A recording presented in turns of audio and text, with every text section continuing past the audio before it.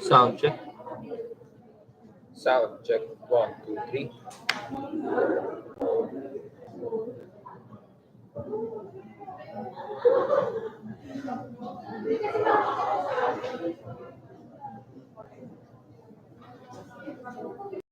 Sound check. One, two, three. Sound check. Sound check.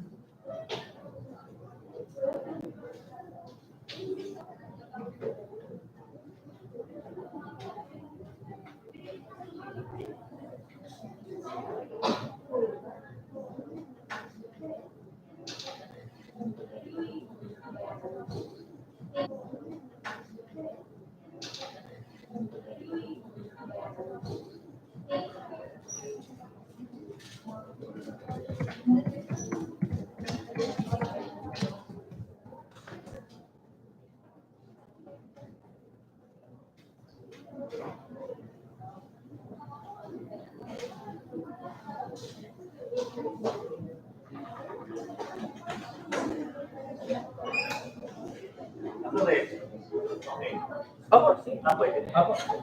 Ini light screen. Apa?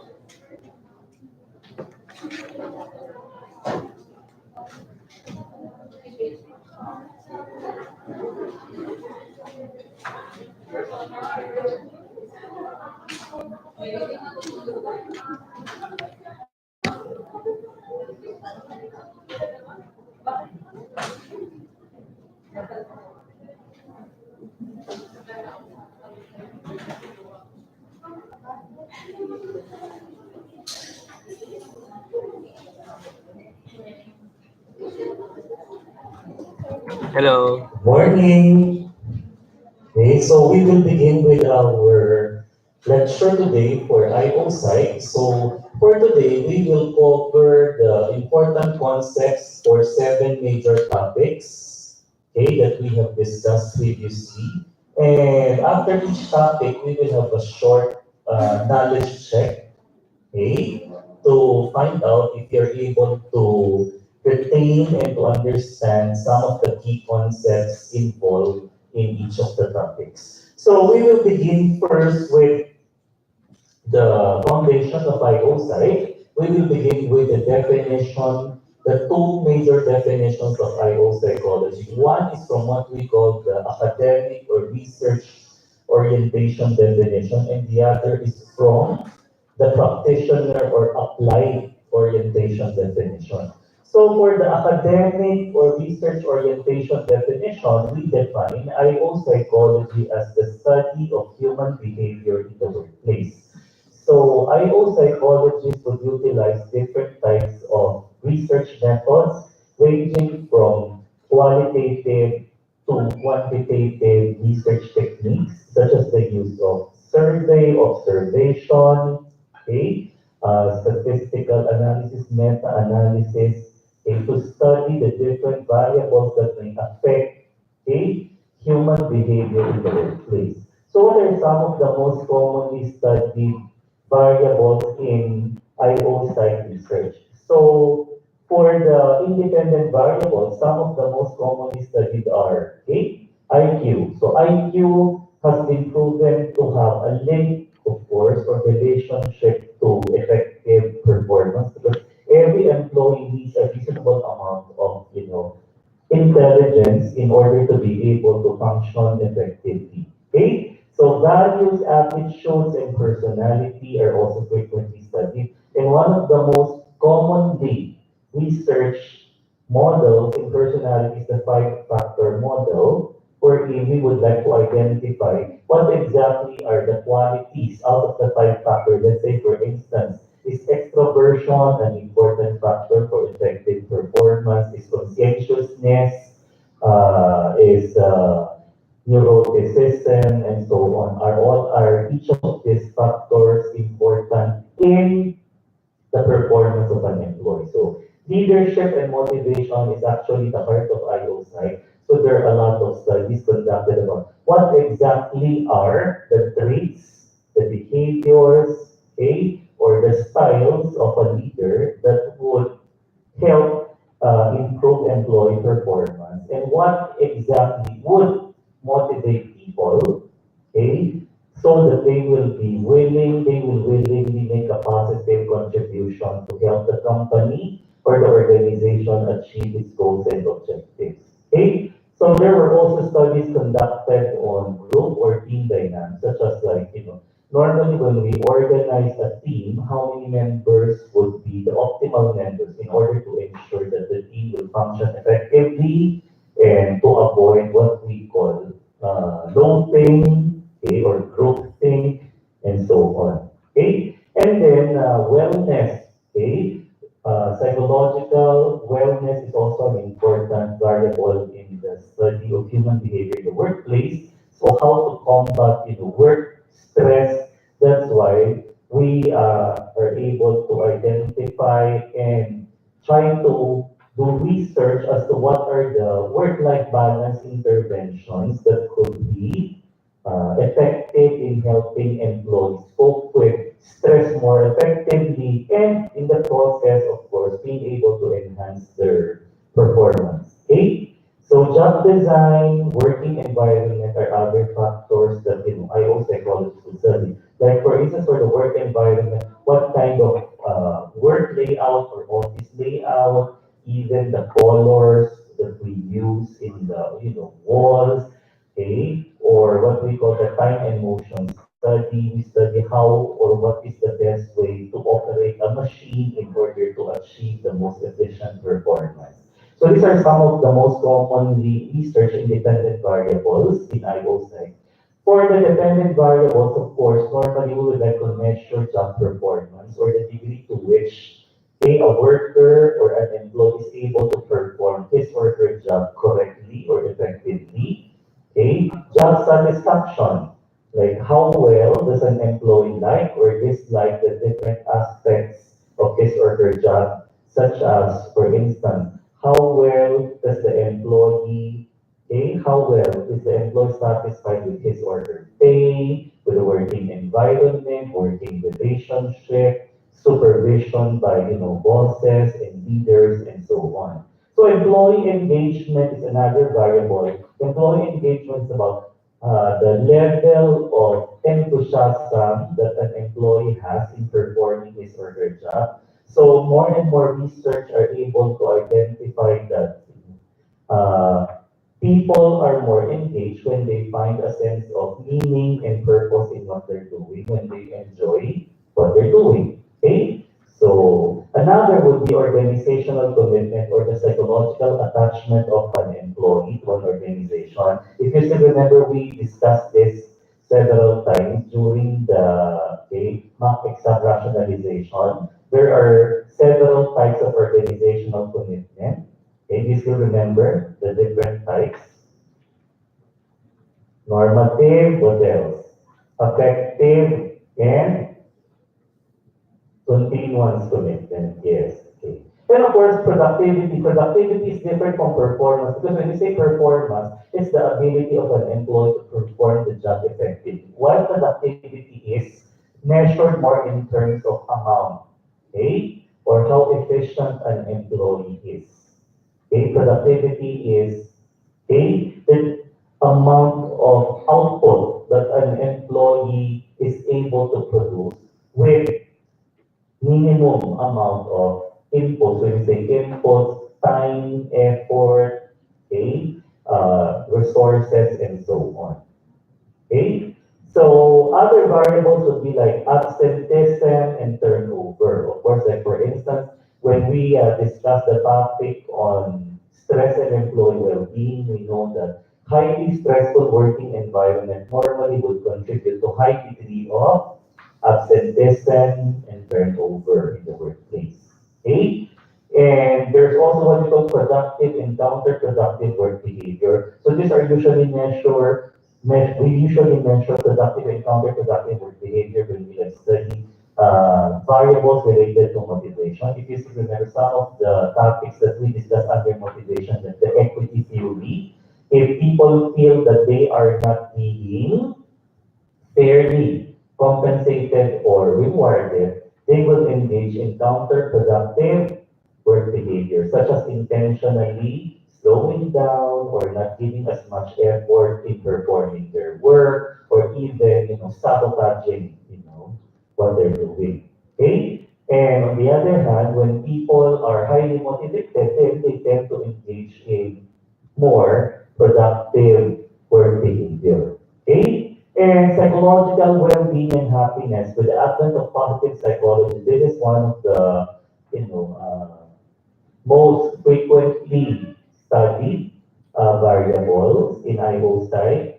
Like, there are different types of work-life balance interventions. If you still remember when we discussed all these work-life balance interventions, for instance, the use of, like, telecommuting or work at home intervention, flexi time, provision of different types of facilities, okay, in the company, such as, for instance, having daycare center, convenience stores, okay, wellness, physical wellness programs, employee assistance programs, and how all of this can contribute to the well-being and happiness of an employee. So this is the academic or research orientation of IOSI. The other orientation has to do with the application of IOSI to people at work. Okay, so basically, this is the area of IOSI that is concerned with the practitioner or applied orientation, wherein as an IOSI, you practice your skills in managing people in the workplace to ensure that they're able to achieve optimum performance, as well as to come up with different interventions to ensure that people are able to sustain high level of engagement. Okay, they're enthusiastic about what they're doing, they're satisfied, and they experience physical and psychological well-being in the workplace. So the top four applications of IOSIC in, industries would be: number one, of course, is employee recruitment and selection, because we need to attract qualified people, competent people to work in the company and organization.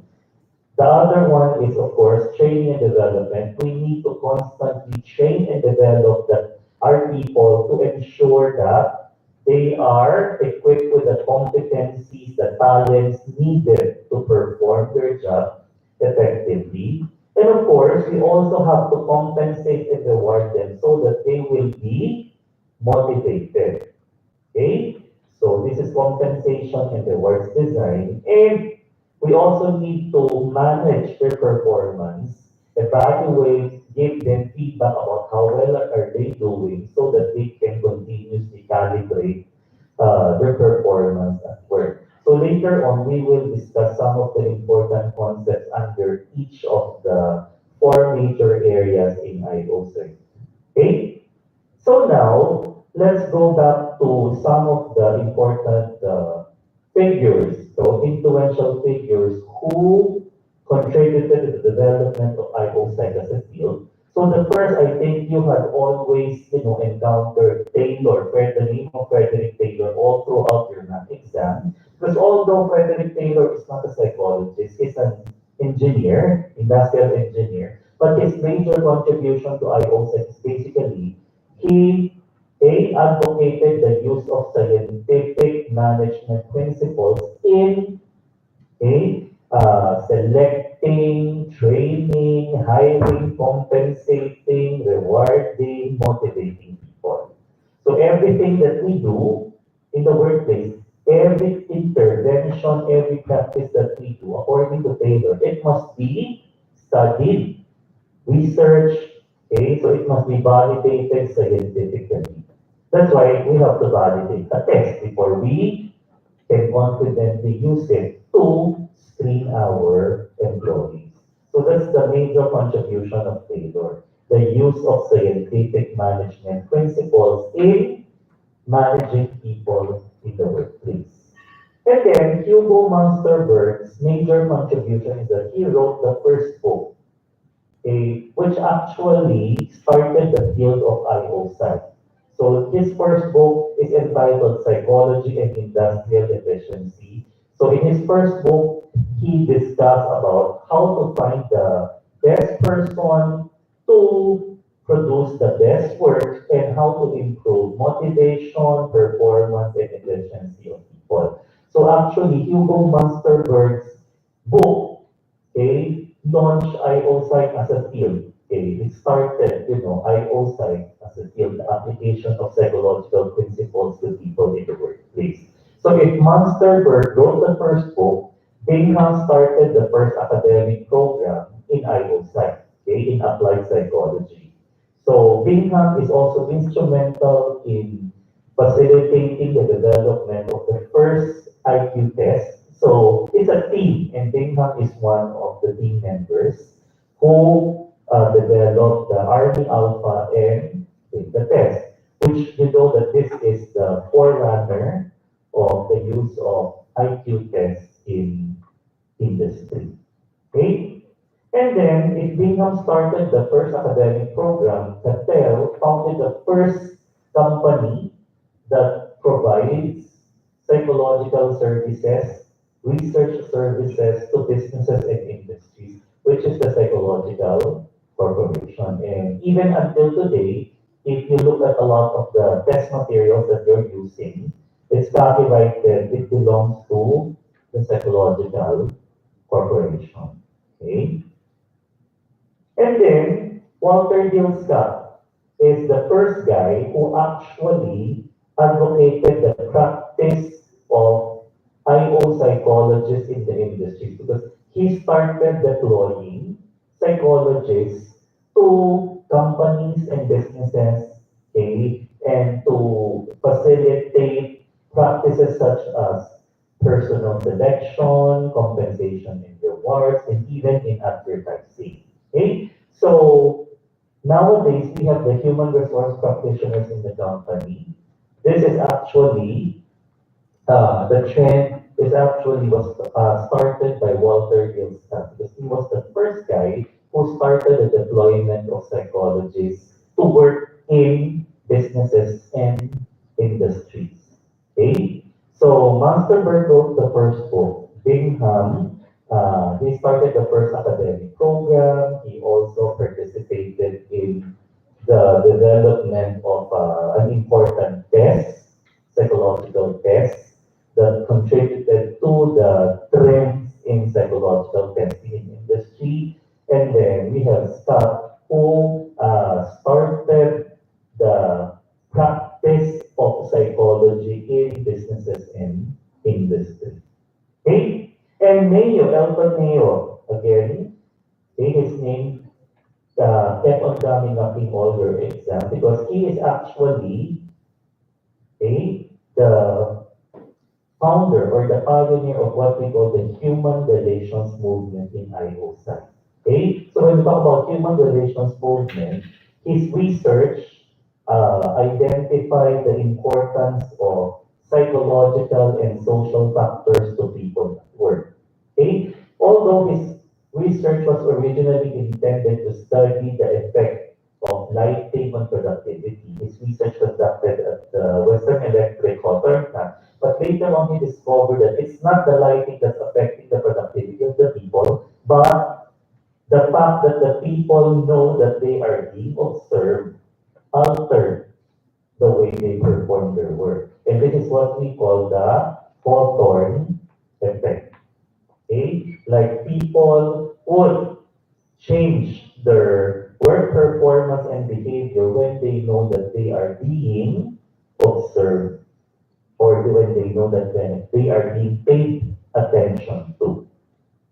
So that's from Elton Mayo. And then Kurt Lewin is a German-American psychologist. His major contribution to IOSITE was he was the pioneer in the study of group dynamics and organizational development. So nowadays, when you attended, any one of those team building programs, you participated in the team building activities. So all of this were, first started by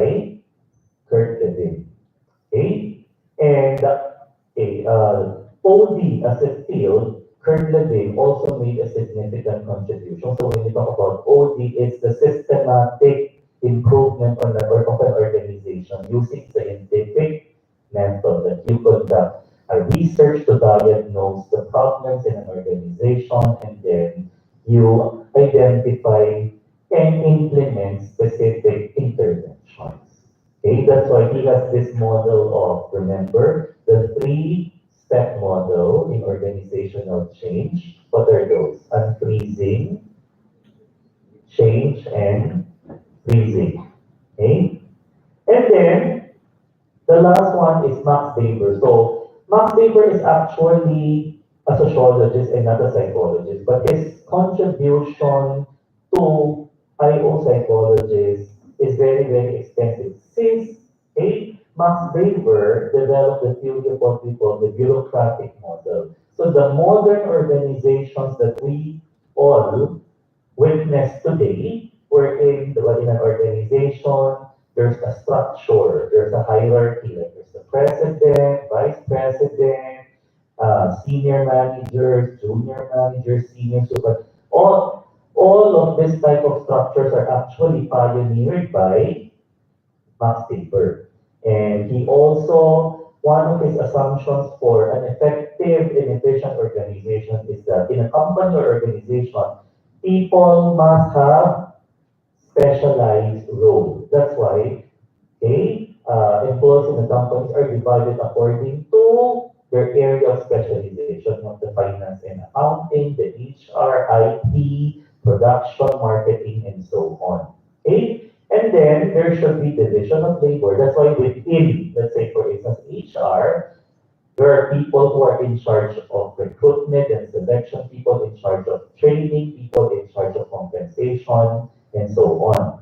And then there should also be what we call a chain of command. Chain of command means like you, okay, if you are, let's say, a manager, the people directly under you are part of your accountability and your span of control. Okay? So, if I am an employee, okay, I should relay all my concerns, all my problems or issues with my direct superior. I should never bypass my direct superior. So that is the meaning of the chain of command.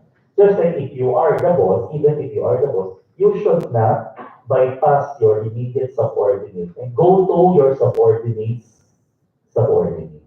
Okay? So these are actually some of the assumptions of the bureaucratic model of an organization that a lot of companies design their organization, that serve as a basis to the design of companies and organizations today, which will ensure that the company or the organization will be effective and efficient. Okay? So these are some of the important and influential figures who contributed to the development of IO site as a field, and I believe that their names kept on coming up in the different mock exams that you took. So try to remember, the major contribution of each of these influential figures so that you'll be able to connect their name with their contribution to the field. Okay? So now, let's proceed to the first topic that we will discuss, which is employee recruitment and selection. So when we talk about employee recruitment and selection, this is the process of attracting and selecting qualified people to fill in the job vacancies in your organization. Okay? So normally, there is a specific process involved in employee recruitment and selection. So when we talk about employee recruitment and selection, the first step is normally you have to review the job description and specifications of an open position that you're trying to recruit people for. So when we talk about job description and job specifications, these are the byproduct from what we call a job analysis. And we know that there are different types of job analysis, di ba?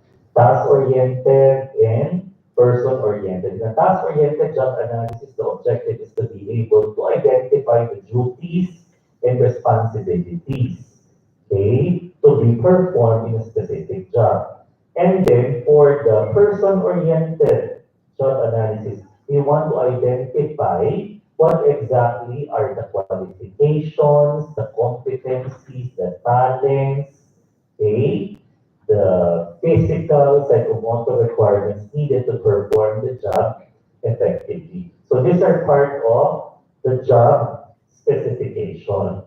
Okay? So to be able to recruit and select people effectively, okay, the recruitment and selection specialist must be able to thoroughly understand the requirements needed for a particular job by understanding and studying the job description and job specifications.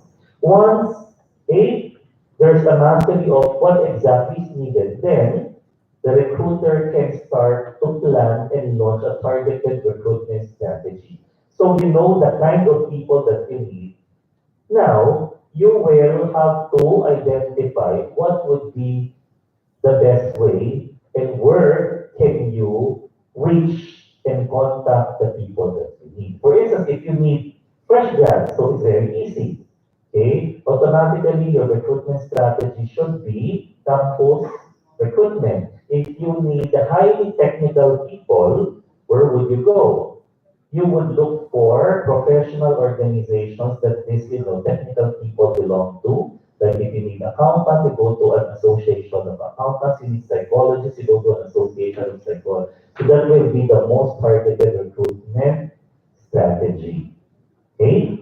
And then the next step would be once you launch your recruitment strategy and you're able to attract qualified applicants to apply for the job, okay, of course you have to do some preliminary screening for you to create a short list of qualified candidates for this vacant position. And from the short list of qualified candidates, you will A, do a thorough assessment using different tools such as interviews or behavioral interviews, different types of psychological tests, a background investigation, reference checking, physical and medical exam to help you select the best candidate who is fit, who is a perfect fit to to that particular vacant position. So when we talk about methods of recruitment, there are two major methods. What are these? This is remember, internal and external sourcing. So when we have a job opening in a company, the first step is before you look outside the company or organization for a talent, you look within the company first, especially if you can promote an existing employee to this particular vacant position, that would even be better. Because when you are committed to promoting your employee from within the organization, you are sending a message to the employees in the company that you are committed to develop and you are committed to help your employees grow. And people will be more satisfied, will be more engaged, and they will be more committed to the organization. Okay? But if you cannot find a suitable talent for that particular vacant position, then you have to utilize different types of external sourcing methods. So when we talk about external sourcing, it can range from the use of advertisements if you are doing mass hiring. You can also use campus recruitment. You can use social media. You can use online, job sites such as JobStreet, Monster.com, and so on. So there are different types of sourcing techniques, but you have to choose the sourcing techniques that is most applicable and that will help you reach your target market. Okay? Help you reach the type of people that you need for that particular vacant position. Just like the example that I gave you earlier, if you need a fresh grad, you do a campus recruitment. If you need, to do mass hiring, of course, you need to use advertisements. Okay? Maybe it can be a newspaper, online, a mobile advertisement, even a billboard. Okay? And so on. Okay. So once you're able to attract applicants to apply for the vacant position, the next step is to go through the employee selection process to help you choose the right person for the right job. Okay? To choose the right person who has the potential to perform the job effectively. And there are two major models of employee selection. You still remember? The multiple hurdle or hurdle method and the composite model. Okay? So what's the difference between the multiple hurdle and the composite model? So when we talk about the multiple hurdle, we let an applicant go through a series of selection procedures. Okay? And the series of selection procedures are progressive from the simplest and easiest to the more challenging and more complicated ones. And normally, an employee has to pass an earlier assessment tool before he or she can be qualified to go through the second level, third level, or the next higher level assessment tool. So that means every step of the way, we are eliminating people who cannot pass a specific assessment tool provided to them. Okay? So when you use the multiple hurdle model, when you have the luxury of applicants, when you have a lot of applicants and you need to step out, okay, you need to get, the best out of all of these applicants, then that's the time we use the multiple hurdle model. However, if you have only a few applicants for the job or just enough applicants to fill in the vacant position, then you cannot do the multiple hurdle because you have no one else to eliminate. So that's why you will be using the composite model. So for the composite model, you let all the applicants go through all the selection tools. So all of them will go through the interview. Because normally, like in the multiple hurdle, first step, you screen the application form. If they don't pass, eliminate. And then if they pass the screening of application form initial interview, for those who do not pass, you let them, you eliminate them. And after that, they go through first round of tests. If they don't pass, they get eliminated. But for the composite model, everyone will go through all the selection tools. Everybody will go through the initial interview, the test, the in-depth interview, and so on. And then, based on the data, you will try to get a complete picture of each applicant, and you will combine the results. Right? That's why it's called composite. Another name for the composite model is compensatory model. So when you say compensatory model, what does that mean? So that when you get a full picture of the profile of an applicant, you can sort of like, if he or she is weak in this area, but this can be compensated by his or her strength in another area. So that's the use of the composite model. Okay? So that's the difference between the multiple hurdle and the composite model. So remember in the exam, diba, the multiple hurdle is being called by different names. Okay? Multiple cut-off, hurdle method, and so on. Okay? So there are three major methods in employee selection.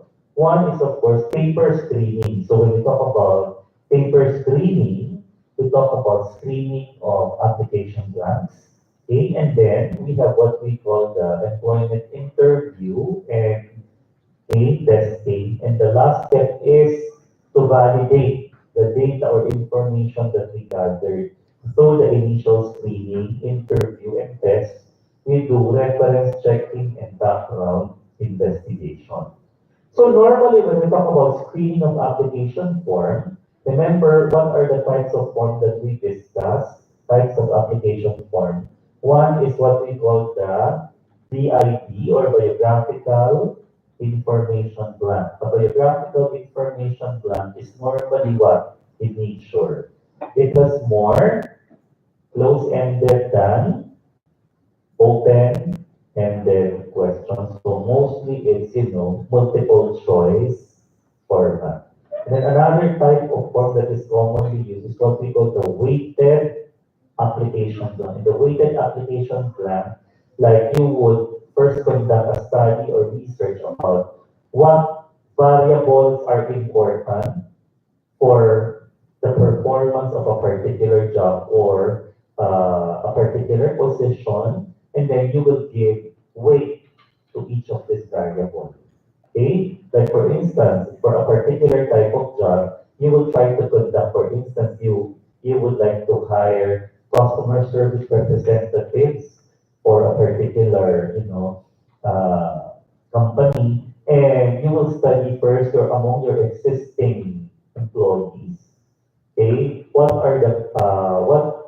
is the profile of the high performing employees, like, in terms of gender, age, educational attainment, and so on. And then, based on, this information, you will design a customized application plan wherein you will be assigning weight, okay, to each of these variables that are considered as important for the performance of this. Let's say you found out like female employees tend to make better customer representatives than male employees. So when you take, when an applicant takes the female, automatically he will already get how many points for this particular variable. And then age, if he or she happens to be within the age range that you found to be, most effective, then again, more points for that. So it's like a point system.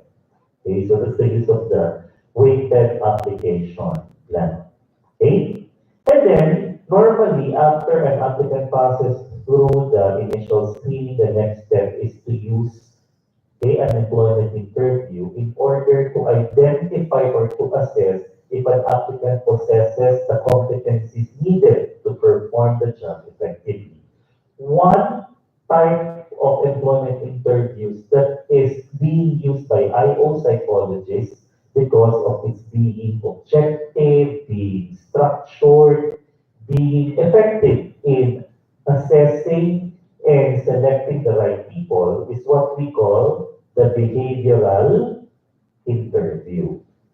A behavioral interview. A behavioral interview is a structured interview process, wherein the applicants will be, asked to cite and to describe how they handle specific job-related experience in the past. Because the main assumption of a behavioral interview is that the past performance or past behavior of an applicant can be used to predict his or her future performance or future behavior. Like if he or she has performed well or handled a particular situation successfully in the past, then there is a high probability that he or she will be able to handle the same situation or handle the same type of job successfully in the future. So it's a structured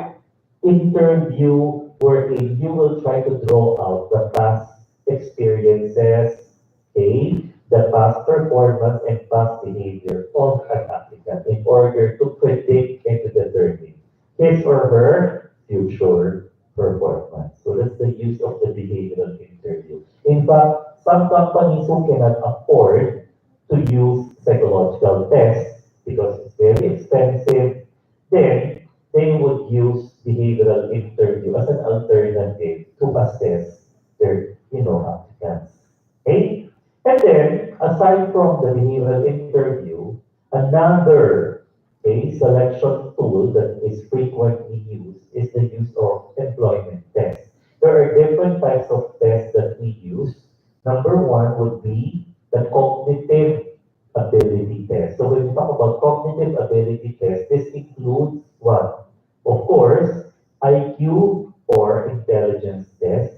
So normally, what are the IQ batteries that we give to, an applicant? So normally we give a abstract reasoning test, numerical reasoning test, and verbal reasoning test. Because these are some of the most important functions needed in order to perform or to operate effectively in a job. Okay? Of course, you need abstract reasoning for you to have, to know that that particular applicant has logical analytical thinking skills. Verbal reasoning at least can understand and can communicate well with others, and numerical reasoning, of course, okay, to make mathematical computation. So IQ test has been consistently linked to or related to effective performance. That's why even up to this day, we continue to use IQ test as a first line assessment tool to assess our applicants for a particular position. Okay? So aside from IQ, we also give aptitude tests wherein we want to measure the ability or the potential of an applicant to be proficient in a specific field or area. Like we have aptitude tests such as sales aptitude test. So we would like to check if an applicant has the potential to be an effective salesperson or mechanical aptitude test. If an applicant is a proficient or can have the potential to perform effectively, let's say in manipulating and operating machines. Or we have the Planet Industrial Test that we use to check if an applicant has basic, management ability, such as, there are batteries in the Planet Industrial Test on planning, organizing, problem solving, and so on. Okay? Or we have what's called the supervisory aptitude test to check if an applicant has the potential to be an effective supervisor. And then the next type of test is an interest test because we assume that if a person is interested in a specific field or area, then he or she will likely enjoy what he or she is doing and will be more engaged and more motivated to perform the job. One of the theoretical models that is, frequently used to measure the interest of applicant is the model of John Holland, the RIA set. Okay, we want to find, those are what we call the occupational themes.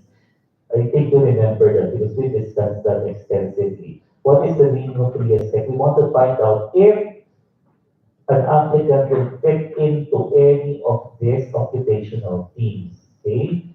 If he or she belongs to the realistic occupational theme, investigative, artistic, social, enterprising, or conventional occupational themes, so that we can match the applicant to the job that is aligned to his or her interests. Okay? The next type of test that is frequently used is the personality test. Okay? As I discussed earlier, the most commonly used theoretical model, in measuring personality would be the five-factor model. So normally, what test do we use to measure the five-factor? Of course, the Neo five-factor or the 16 PF will help us assess if an employee, let's say, is an introvert or extrovert. Okay, how high is his or her level of conscientiousness, openness, okay, agreeableness, as well as neuroticism.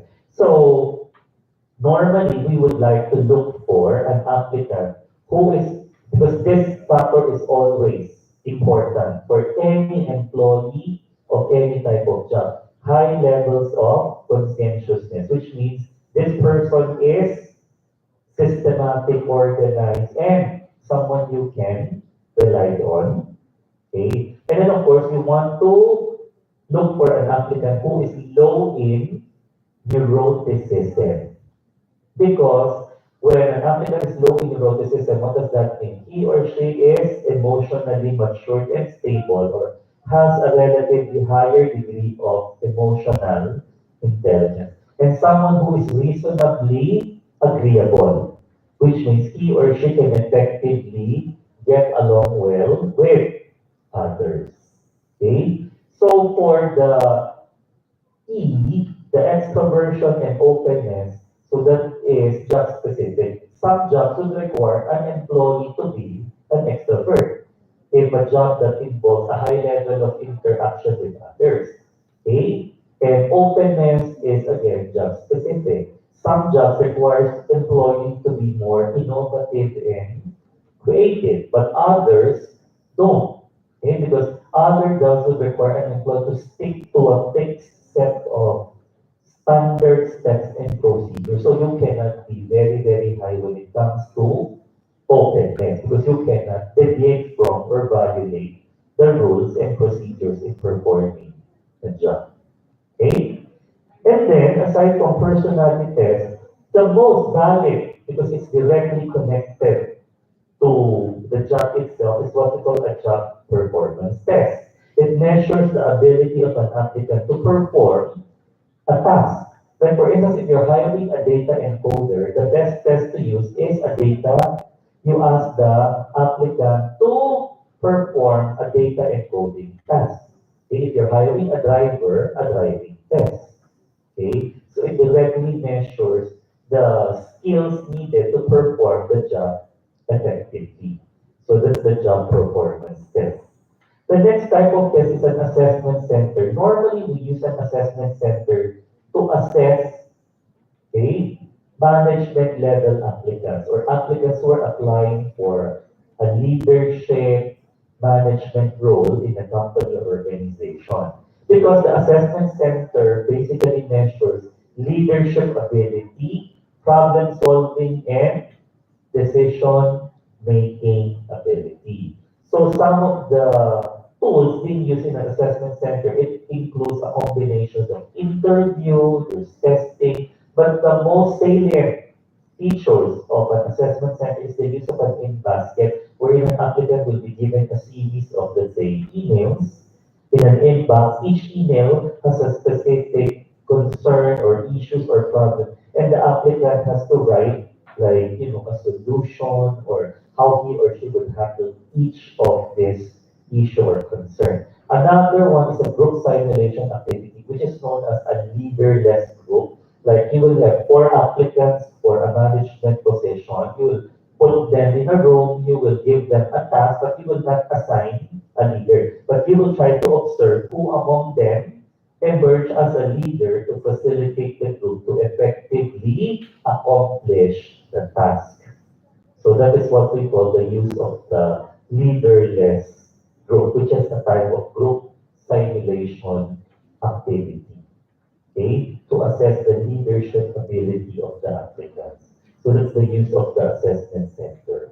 Okay? And of course, after going through all of this paper screening, interview, testing, okay, we still have to do a final round of background investigation and reference checking. Why? Because we want to verify the information that we gathered previously. We want to verify the correctness and accuracy of the information that we have collected from the applicant. So that this will help us avoid what we call a false positive and false negative error. So when you say false positive, that means you thought that the applicant is qualified.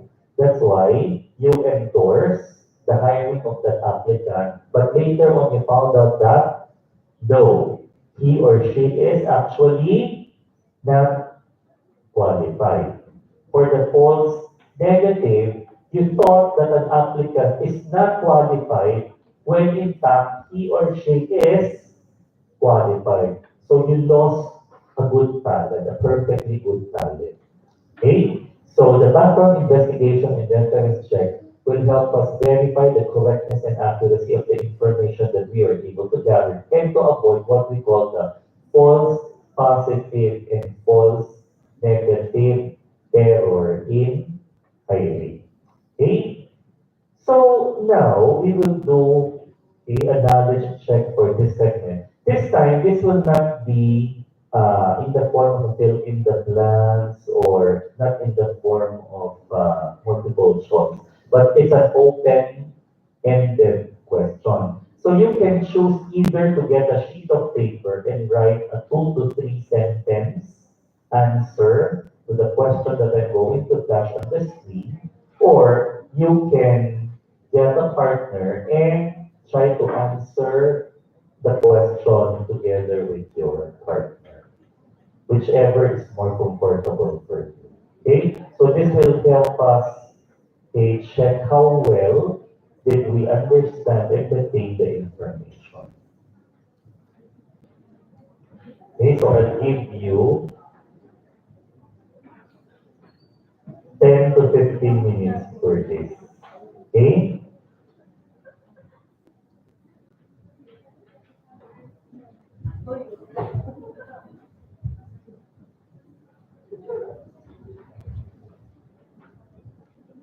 Don't look at your notes. Okay? So it has to come from you.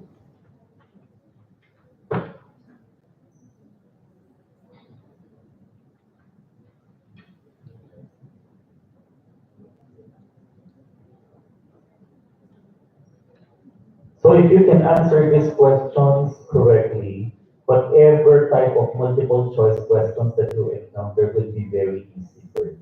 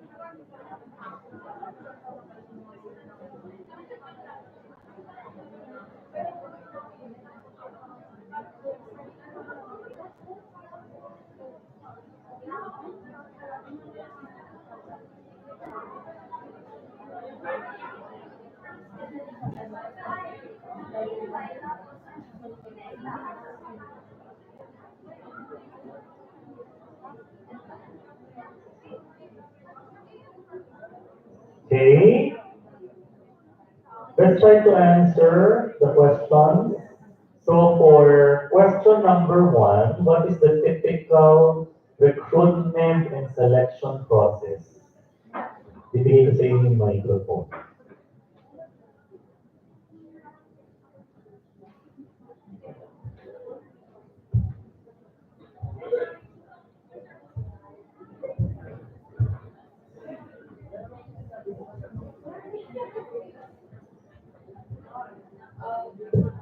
What is the typical recruitment and selection process? Review job description and specialization of a vacant position. Specification. Specification. And then, Plan and launch a targeted recruitment strategy. yes. Number three is um,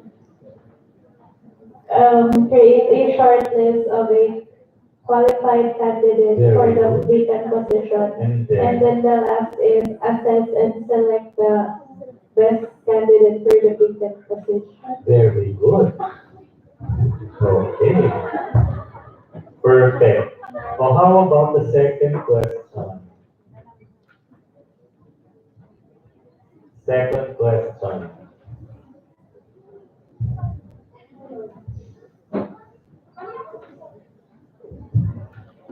Yung multiple hurdle model is like an elimination process of uh, selecting an applicant.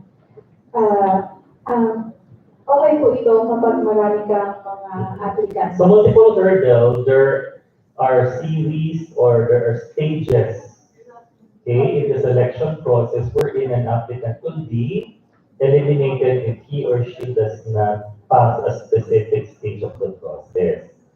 And The composite model is like undergo all the process or stages of the recruitment process, and then later the recruiter will decide based on the qualified or based on her complete, you will get a complete picture of the applicant. Okay. Next. Kayo na. Sige. One more. Number three, what are the characteristics of a behavioral interview? acronym is STARS: Hmm. situation, task, action, and result. Okay, so you will ask for a previous experience or a situation or task related to the applicant's job experience, and then you ask how he or she handled that particular task or situation and what was the result. So basically, you want to measure how the past performance or past experience of an applicant will, okay, can be used to predict his or her future performance or future behavior. How about here na? Okay. Silicon. Number 4.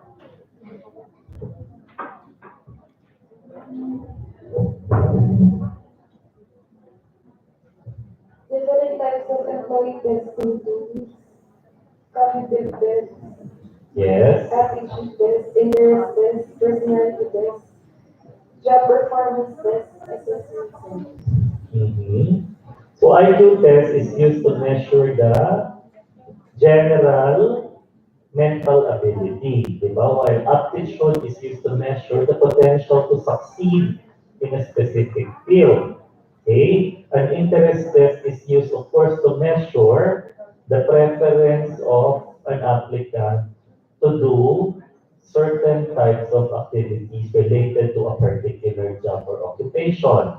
And then you also have the personality test to identify the characteristics or traits of, an applicant. Plus, of course, for management level employees, you use an assessment center and to directly measure the skills of an applicant in performing the job, you use a job performance test.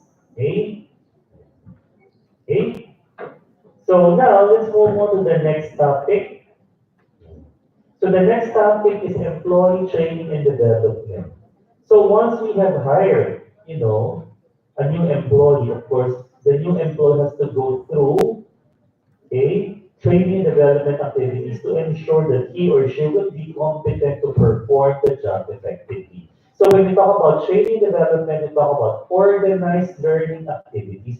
When we say organized learning activities, that means there's a systematic step-by-step process in the administration of these learning activities that aims to equip people with the competencies. So when we talk about competencies, these are the knowledge, skills, behaviors, and other characteristics needed to perform a job effectively.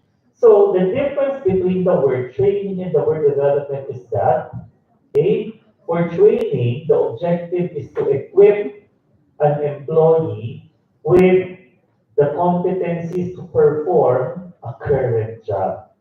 For development is to equip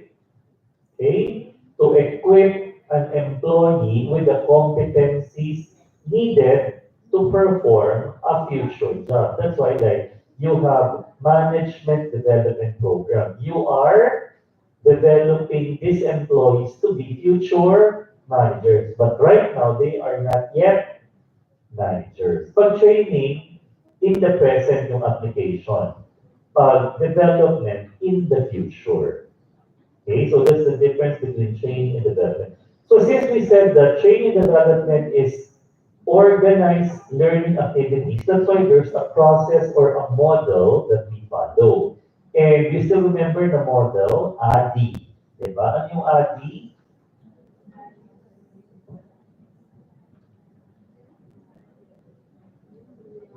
And evaluation. Analysis, design, development, implementation, and evaluation.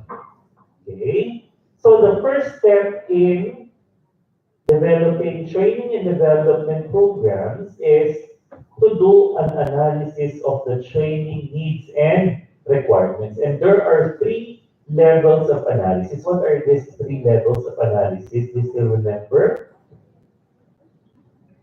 What are the 3 levels of analysis? Organization, task, and person.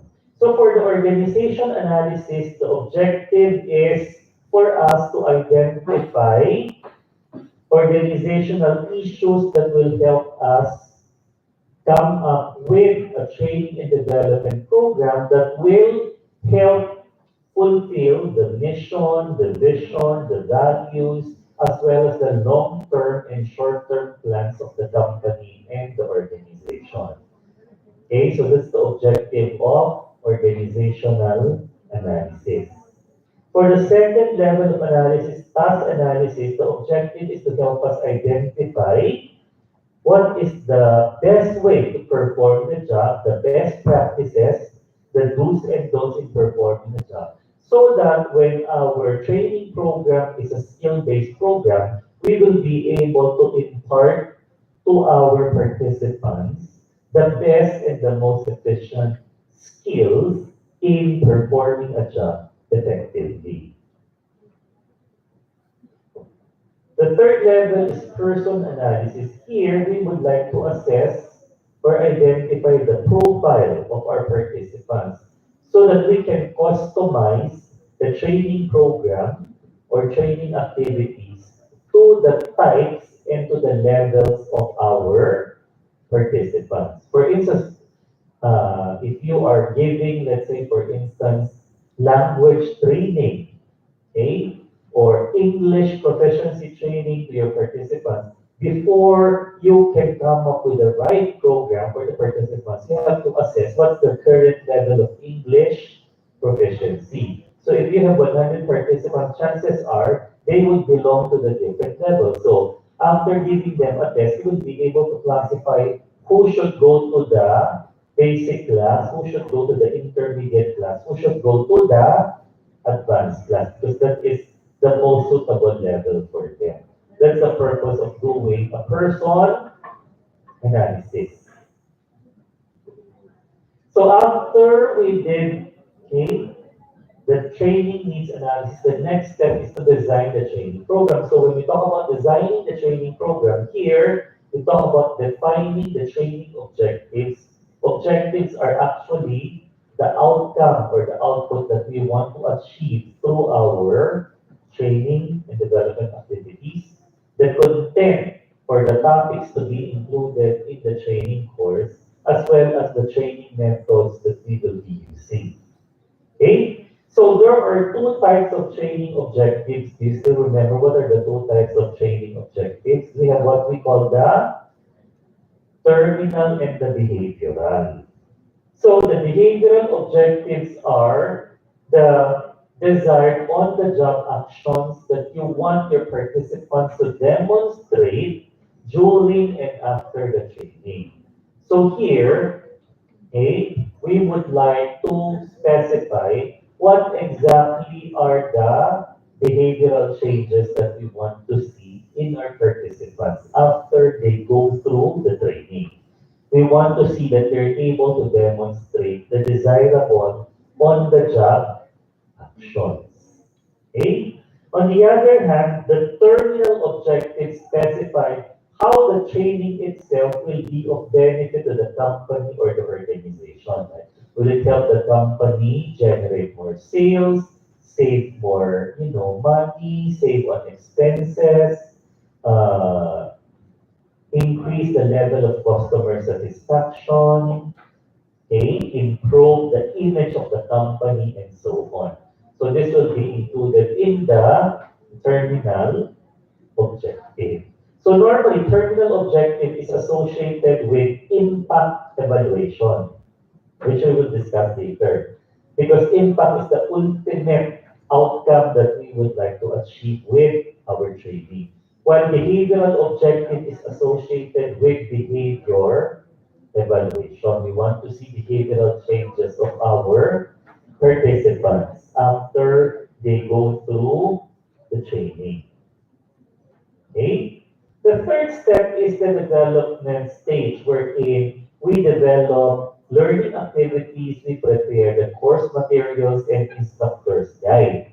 So one of the important, principles that we need to remember when we develop our training and development programs, we have to practice the principle of andragogy or the science of adult learning. So because adult has different learning preferences as opposed to a child, which is what we know as pedagogy. Okay? So, adult learning is activated by the learners themselves. So, what does that mean? As a trainer, you need to motivate your participants to learn because they have to be motivated for them to really pay attention and to benefit from the training and development course. Number two, adult learning must focus on learners' needs. That's why we have to conduct training needs analysis and even person analysis to find out what is important, what skills are needed to be enhanced with our participants, as well as the discovery of personal meaning and relevance. So we have to make the training and development programs meaningful and relevant to our participants. It should be related exactly to what they're doing in their work. So adult learning is also a rich source. Adult experiences are a rich source of learning. That's why in adult learning, we want to have not a one-way, but a two-way communication process. Because normally in pedagogy, it's only the teacher who is giving inputs. But in adult learning, we believe that the participants themselves, they have a wealth of information and ideas, and they can share it through the process. The participants can also learn from one another. Okay, that's why in adult learning we use more participative type of learning methods such as group discussions, case studies, role play, and so on. Next, adult enjoys cooperative and collaborative learning. So here, we assume that adults, the reason why we put them together in a live training, we want them to interact with one another and learn from one another. That's why we should try to avoid using solitary learning activities like, reading on your own, writing on your own as much as possible. Because the more they interact, the more they discuss, the more they share their ideas with one another, the more they learn from one another. Okay? And adult values practical and experiential learning. So here, adults do not want all theories. They want to see how these theories are related to their day-to-day work, to their day-to-day life, and how they can actually apply and practice what they learn and transfer this on the job. Okay? That's why we have what we call the experiential learning model. You remember the experiential learning model? There are four elements that should be included in a training and development activities based on the experiential learning model. What are the four elements? Experiencing, processing, generalizing, applying. Yung experiencing, yun yung may activities na magpa-participate directly yung participants natin.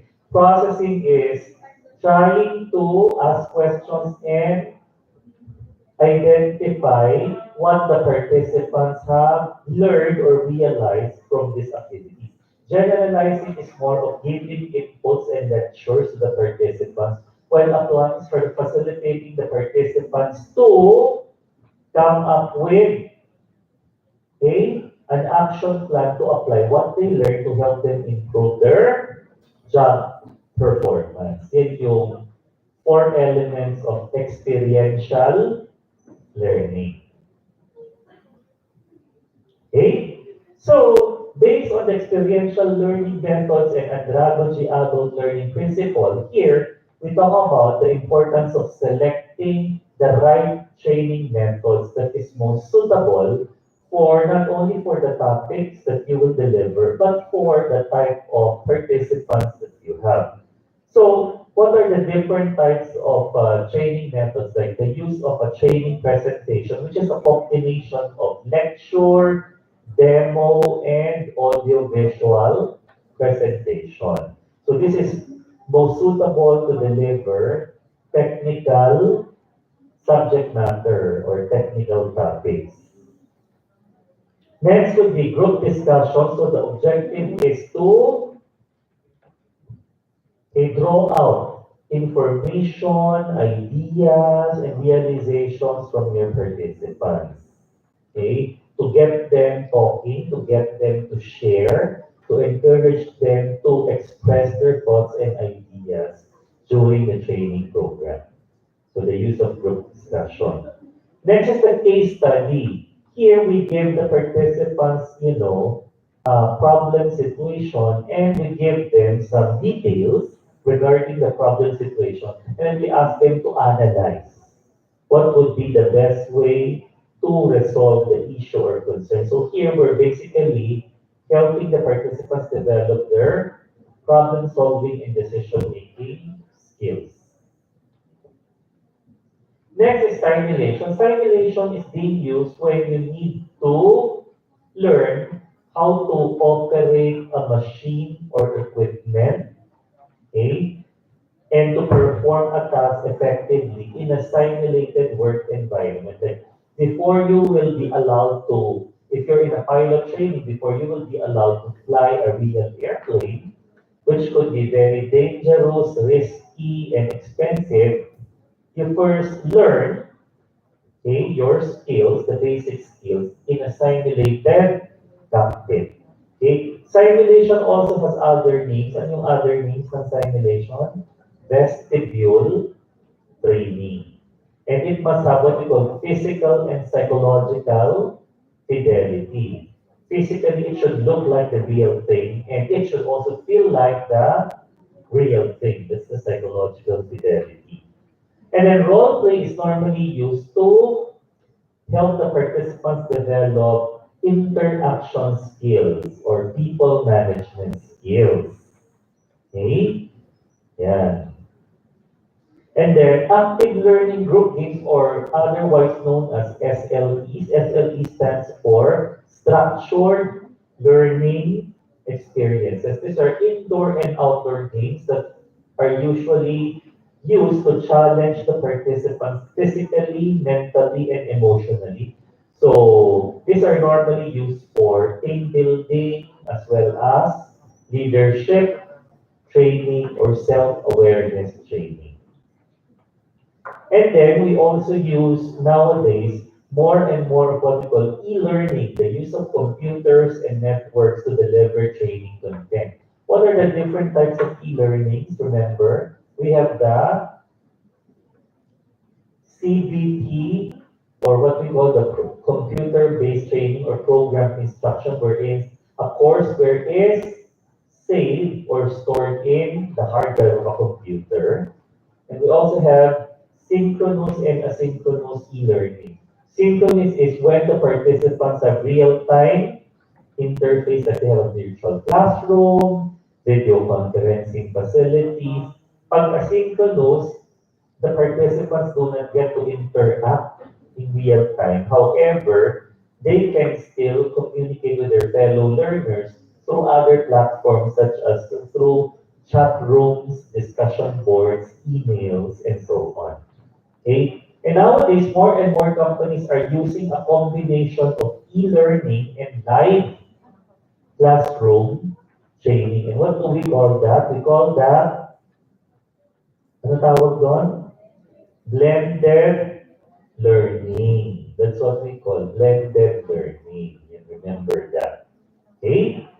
And then, when it comes to implementation, this is the process of conducting the training activities as planned.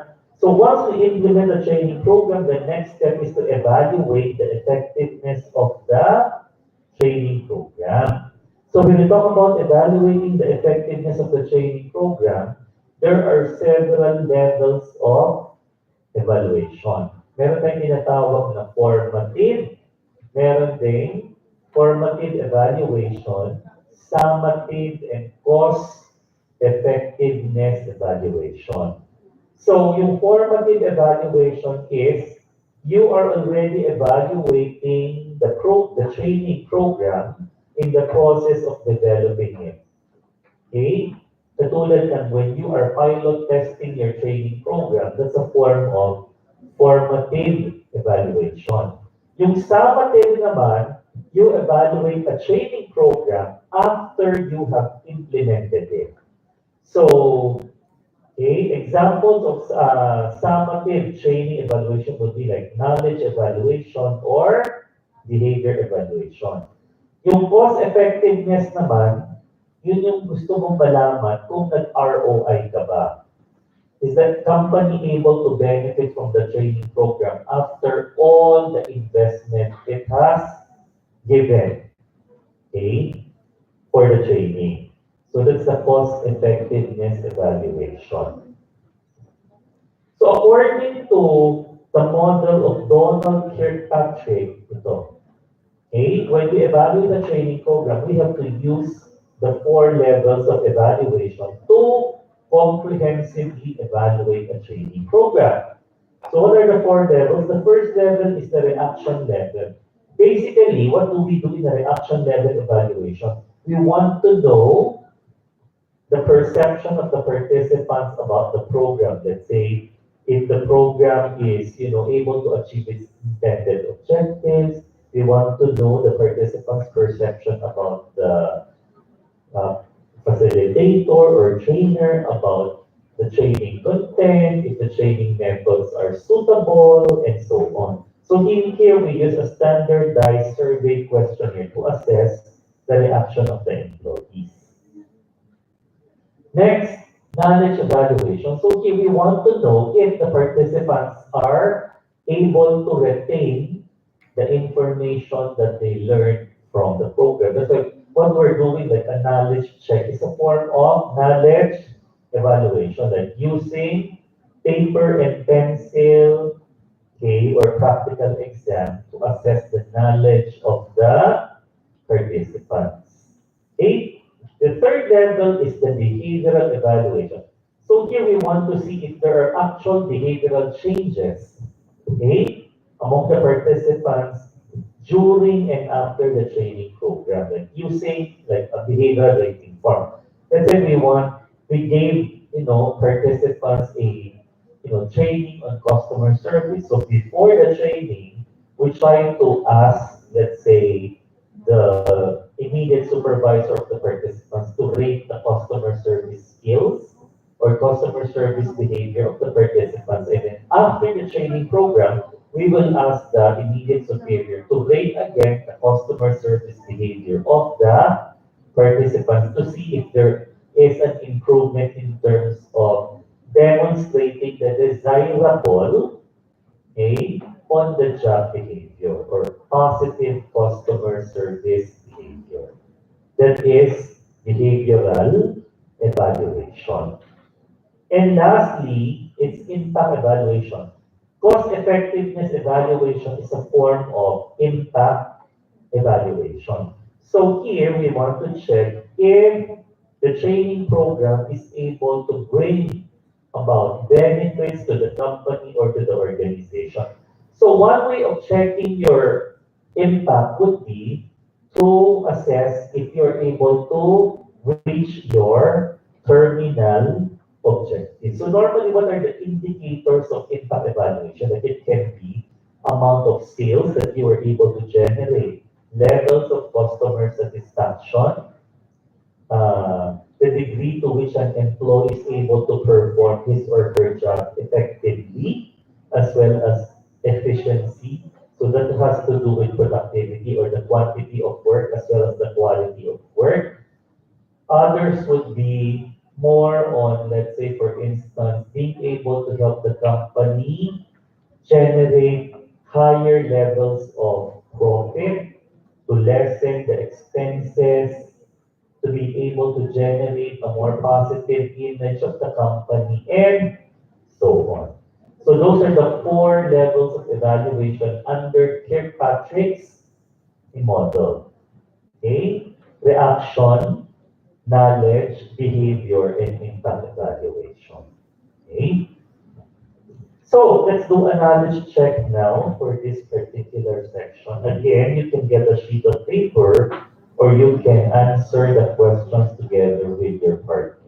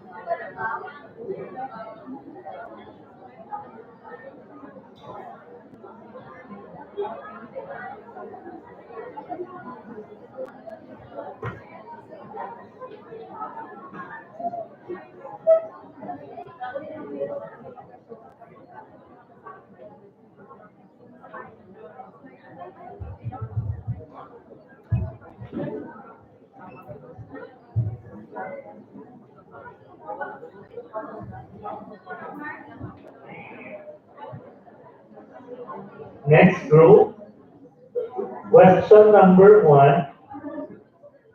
Yes. What are the stages involved in training and development? We have the ABI model. One is analysis. We analyze the organizational task and person. Yes. Then, Next, we have the design. We look for the objectives that we have to, um, the goal of the overall goal of the training. yes. And then, Next is the development, wherein we develop the learning activities needed. okay. Implementation, we implement the training. And then evaluation, we evaluate the program to either, To check the effectiveness if the program is effective. Okay, thank you. Next group, number three. what, number three? I'm sorry, number two. What are the three levels of training needs analysis? The three training needs analysis are organizational needs analysis, task needs, and person analysis. And then what do we Sorry. analyze under each one? Under the organizational analysis, we look at the company's nature, the company's mission, vision, and then we analyze the Mission, the vision, the issues, the concerns, concerns of the the organization. plans. Mhm. And then under the person analysis, we look at the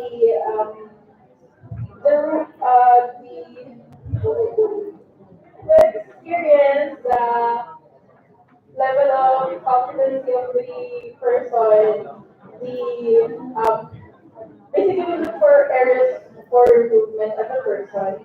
And then the last analysis, this is where we um, give trainings for best practices, do's and don'ts. On how to perform the task. Okay, thank you. Yeah, give it to the people at the back. Item number three. Sige. Different training methods, Yes. training presentations where we use visual aids, presentations, PowerPoint, Yes. and then group discussion is where we draw Draw up key ideas. ideas and information from the participants. Case study, where the participants are given problems and situations, basically to assess their decision-making skills and problem-solving Problem solving. skills. Simulation, it is wherein the participants are given the chance to practice and apply the task, which should be simulated or should draw out a real scenario or parang it should actually look and feel like the real work or the real task. Number five, role play. Role play, usually enough for the job-related interaction skills. Then there is the active learning routines or the structured learning experiences where its use is for the planning, problem solving, communication, time management, teamwork, and resource management. And then there's on-the-job coaching, where is to equip the trainees with competencies needed to perform their job. Then there's e-learning for the use of computers and networks. There are three types of computer-based training, where there's a use for like USP or it's a self-paced program instruction where there is a completion of coursework. And the synchronous e-learning that uses real-time, like video conferencing, chat, and with virtual classroom and class is asynchronous e-learning for the collaborative tools for the convenience of the reviewee. And lastly, hindi pa nasabi, yung structured warm-up activities that is used to introduce ideas. Okay, perfect. Next. Question number 4. Yung kay Donald Kirkpatrick po, yung level of training evaluation, una yung reactive evaluation, yung Reaction. reaction evaluation, yung parang perception. Tapos sunod yung knowledge, yung ano yung learning, tapos behavioral, kung ano yung mga behavioral changes, tapos po yung And behavioral and performance changes. tapos impact evaluation, kung ano po yung benefit sa company. Okay, thank you. Iwan na lang dyan yung microphone para mamaya sa susunod bigay niyo. Okay? So now, let's move on to the next topic. So this time we will discuss performance evaluation. Okay? Performance evaluation is another major function of an IO psychologist in an organization. So when we talk about performance evaluation, we talk about the process of determining an employee's level of performance and of course, to provide the employee feedback to help them improve and to motivate them to keep up with good performance. Okay? So what is the purpose of performance evaluation? Number 1, the purpose of performance evaluation is to provide feedback to the employee so that we can help them improve their performance. Number 2, it should serve as an objective basis for promotion, transfer, and termination. If an employee proved that he or she performed well based on your evaluation, then you have to use this as a basis for promoting the high performer. If the performance evaluation show that the employee has other competencies rather than the competency to perform this job, then he or she might be transferred. Or if after using so many counseling and interventions and the employee still did not improve on his or her performance, then you can decide to terminate the employee. Performance evaluation records or data can also be used as a basis for salary increases as well as providing rewards and incentives. It can also provide data on training needs and effectiveness, like you will know exactly what type of skills deficiency among your employees can be improved using a training or a development program. And of course, you can provide data on career development and succession planning. Because from the performance evaluation data, we will know who among them are the high potential employees or the star performers in the company. And we can identify the high performers or the star employees, and they can be the possible next in line, okay? Or the employees who will occupy the next higher level position once it's vacated by, let's say, a manager or an officer or a supervisor. So that's the purpose of performance evaluation. So what is the role of an IO psychologist in performance evaluation? One is to develop what we call the evaluation policies and procedures, like to determine what should we evaluate, who should we evaluate, who should be doing the evaluation, and when would be the best time or how frequent should we evaluate. And then the IO psychologist is also responsible for designing the evaluation instrument, the forms, the checklist, the behavior observation scale, and of course to train the performance evaluators or raters to conduct the performance evaluation process effectively. how to give feedback to your employees, how to discuss, the evaluation that you gave, how to facilitate your employees to come up with a performance improvement plan. Okay? So let's take a look at each one. Okay? First, an IO psychologist will help to determine what should we evaluate in an employee. Should we evaluate traits or what they do on the job, their job behavior, or their output, or what we call the job outcomes? So, when we evaluate traits and behaviors, these are called subjective measures. Bakit siya subjective measures? As long as may taong gumagawa ng rating, kasi yung traits may taong nag-rate eh. How patient you are, how conscientious you are, subjective measure.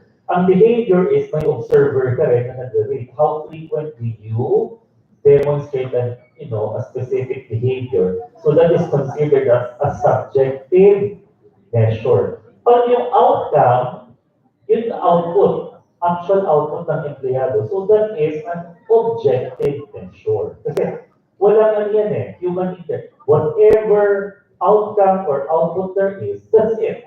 Diba? That's a fact, that's a statistic, that's a number. Okay? So, the next is to design what we call an evaluation instrument. Normally, there are three types of evaluation instrument we use. One is what we call the graphic rating scale. The other one is the POS or behavior observation scale. The other one is the BARS or behaviorally anchored rating scale. Ang pinaka-simple is the graphic rating scale. Normally, we use a graphic rating scale for evaluation of traits. Like, meron tayong list of traits, and then what we do is, okay, for instance, conscientiousness, patience, and so on. And then we ask the rater to rate from 1 to 5, from strongly agree to strongly disagree, from poor to average to above average to excellent and so on. Kaya graphic kasi nakikita mo kung saan ka lang circle or yun lang. So this is one of the most subjective measures kasi, let's say for instance, conscientiousness, and then poor, average, above average, and excellent. Okay, wala siyang inter-rater reliability. Bakit? Kasi pwedeng ang interpretation ko ng conscientiousness is different from you. Yung standard ko ng conscientiousness ng one supervisor is different from the standard of conscientiousness of another supervisor. Diba?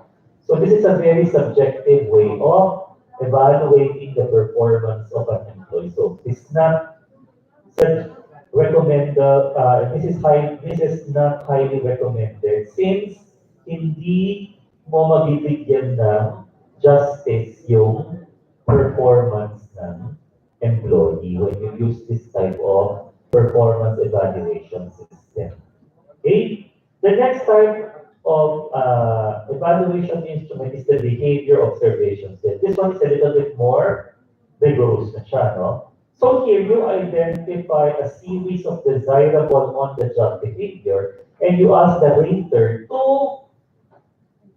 identify how frequent he or she would observe the occurrence of such behavior. So the more frequent na ginagawa ng isang empleyado yung desirable on-the-job behavior means that the employee is better performing. Diba? Pag lagi nang ginagawa yung ideal on-the-job behavior, that means magaling siya.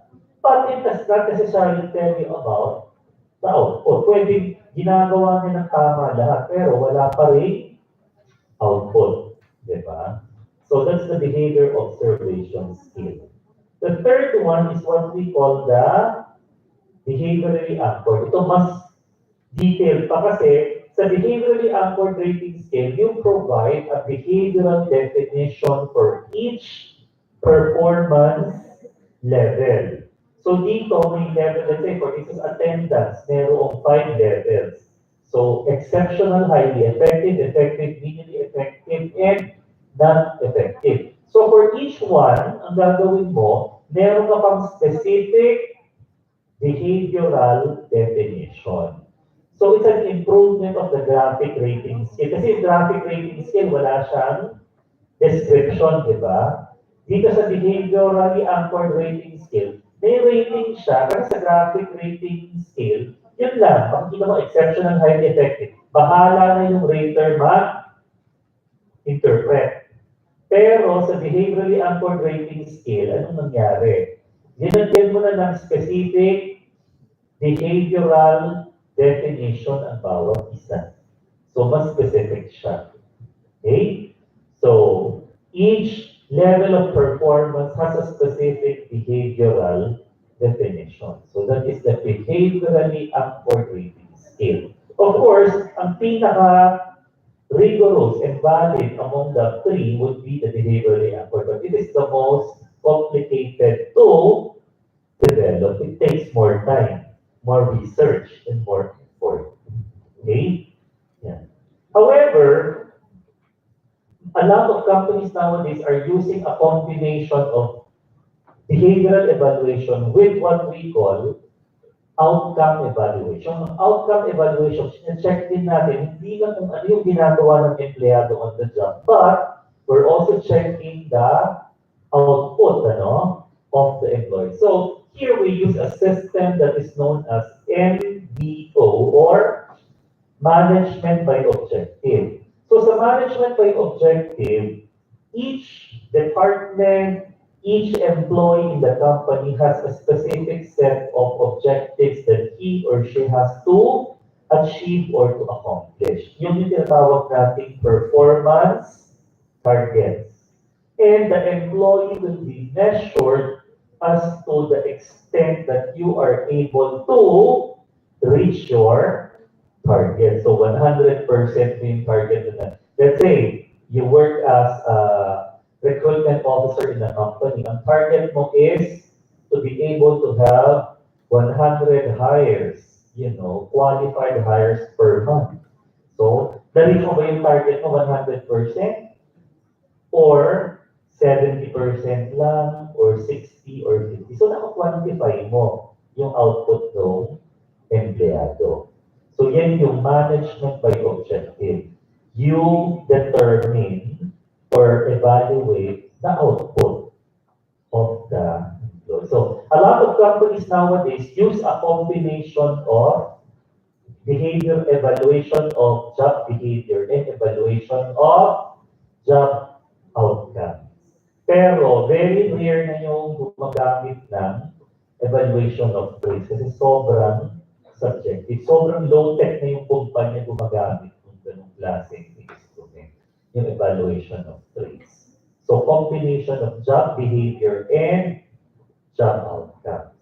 Okay? So, sa job behavior, you can use a BOSS, behavior observation scale, or a BARS, behaviorally anchored rating scale. Plus, of course, you check on whether the employee is able to reach his or her performance target using the MBO method, or management by objectives.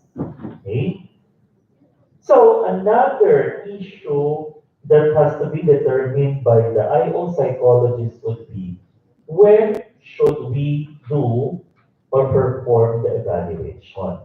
So when we talk about when to evaluate, should we do it on a single data approach? Ibig sabihin like, every year, every third quarter or second quarter of the year, mag-aano tayo, mag-evaluate. Normally, a company would do it annually kasi sobrang tedious and complicated. It entails a lot of work. So, though, very, very few companies would do it even semi-annually, much less than quarterly. Wala.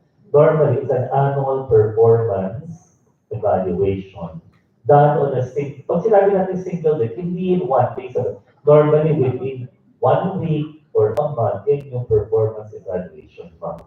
Okay? May mga iba naman arbitrary din, ibig sabihin, you have to keep track of the hiring date of an employee. Tapos, sa work anniversary niya, doon mo siya i-evaluate every year. But that's also very tedious. That's why less and less companies are using the system.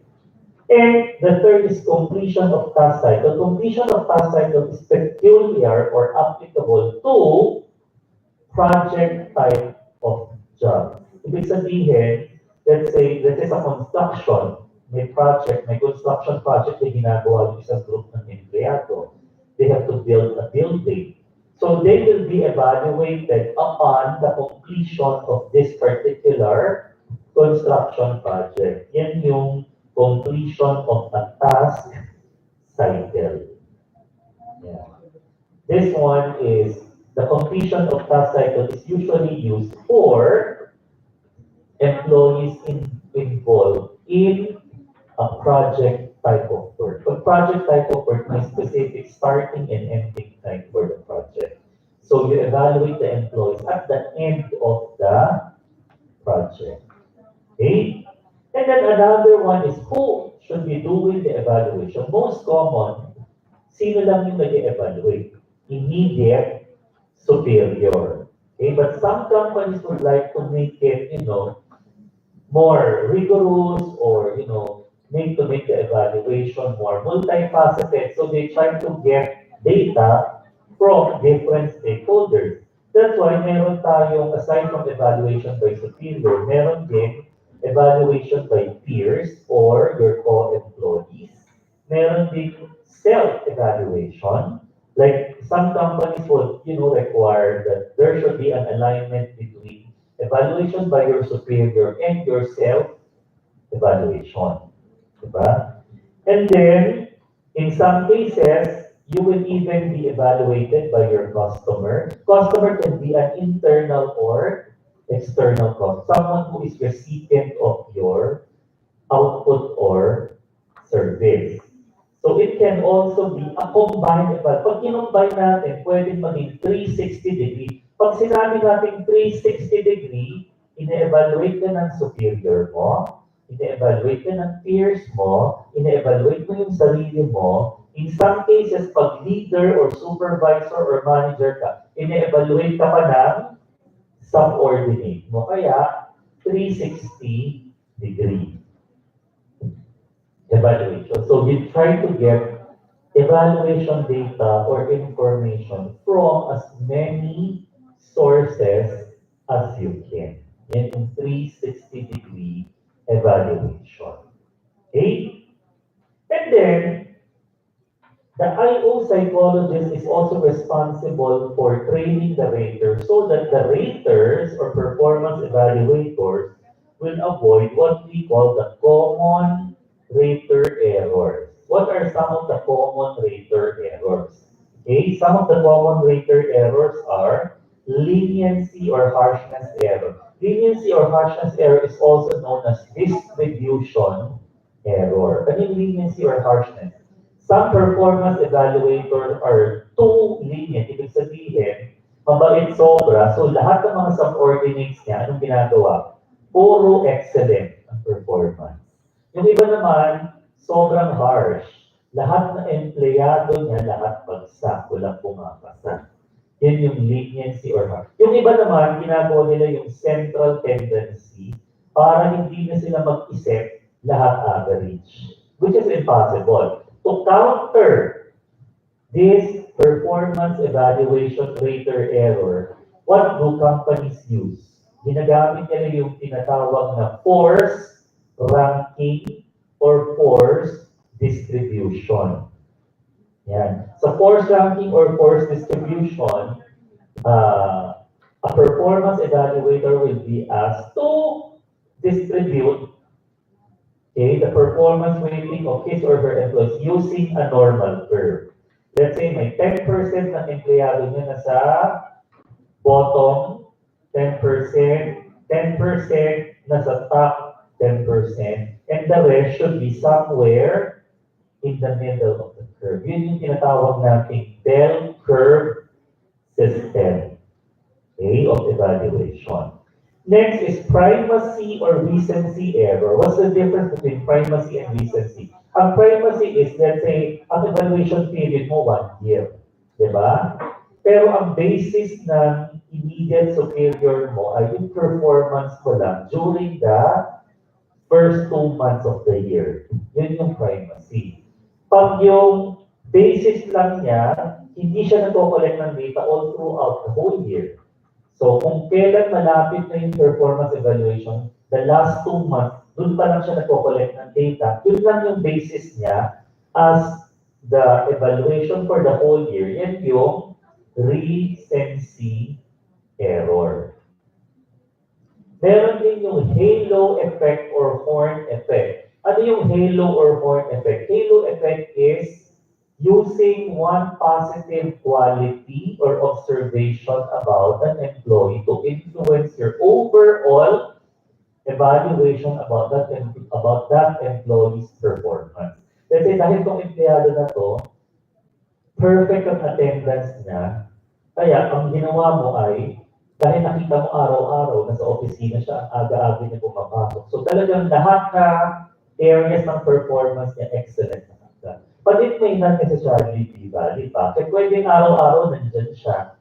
Di ba? Perfect attend. Pero wala siyang, di ba, kundi mag-Facebook, mag-video game. So wala naman siyang output or performance to speak for. So that is not valid. Pwede rin horn effect. Okay? Ang horn effect naman, you let one negative observation or negative quality of an employee influence your overall evaluation about his or her performance.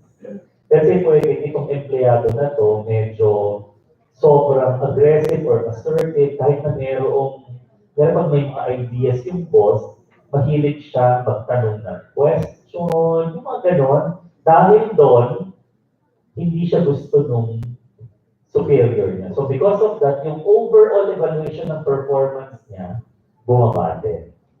Okay, yan yung horn effect. Halo effect or horn effect. Tapos yung similarity error, ano ibig sabihin ng similarity error? Kasi lahat ng mga, let's face it, lahat ng mga bosses or performance evaluator, may kanya-kanyang biases. Ang tendency niya is, ang ginagamit niyang standards ay yung sarili niya. Okay? So, ibig sabihin, the more na may resemblance yung isang empleyado, nakikita niya yung sarili niya dun sa empleyado, in-evaluate niya. Same working style, same communication style, and so the more na mas mataas yung ibibigay niya evaluation rating. But it does not necessarily mean that that employee is more effective or more high performing. Okay? Then we also have what we call the central tendency. And yun yung sinasabi ko, yung tamad na boss o superior, imbis na critically analyze and give, an objective evaluation about each areas of performance. Gagawin niya lahat ng mga empleyado na puro average. Yan yung central tendency. Hindi parang hindi pinag-isipan. Kaya again, to counter this, anong gagawin? Kailangan i-force yung performance evaluator to do a force ranking or a normal distribution or a bell curve distribution of the performance of his or her employee. Okay? So knowledge check tayo ulit. May question. Ayan.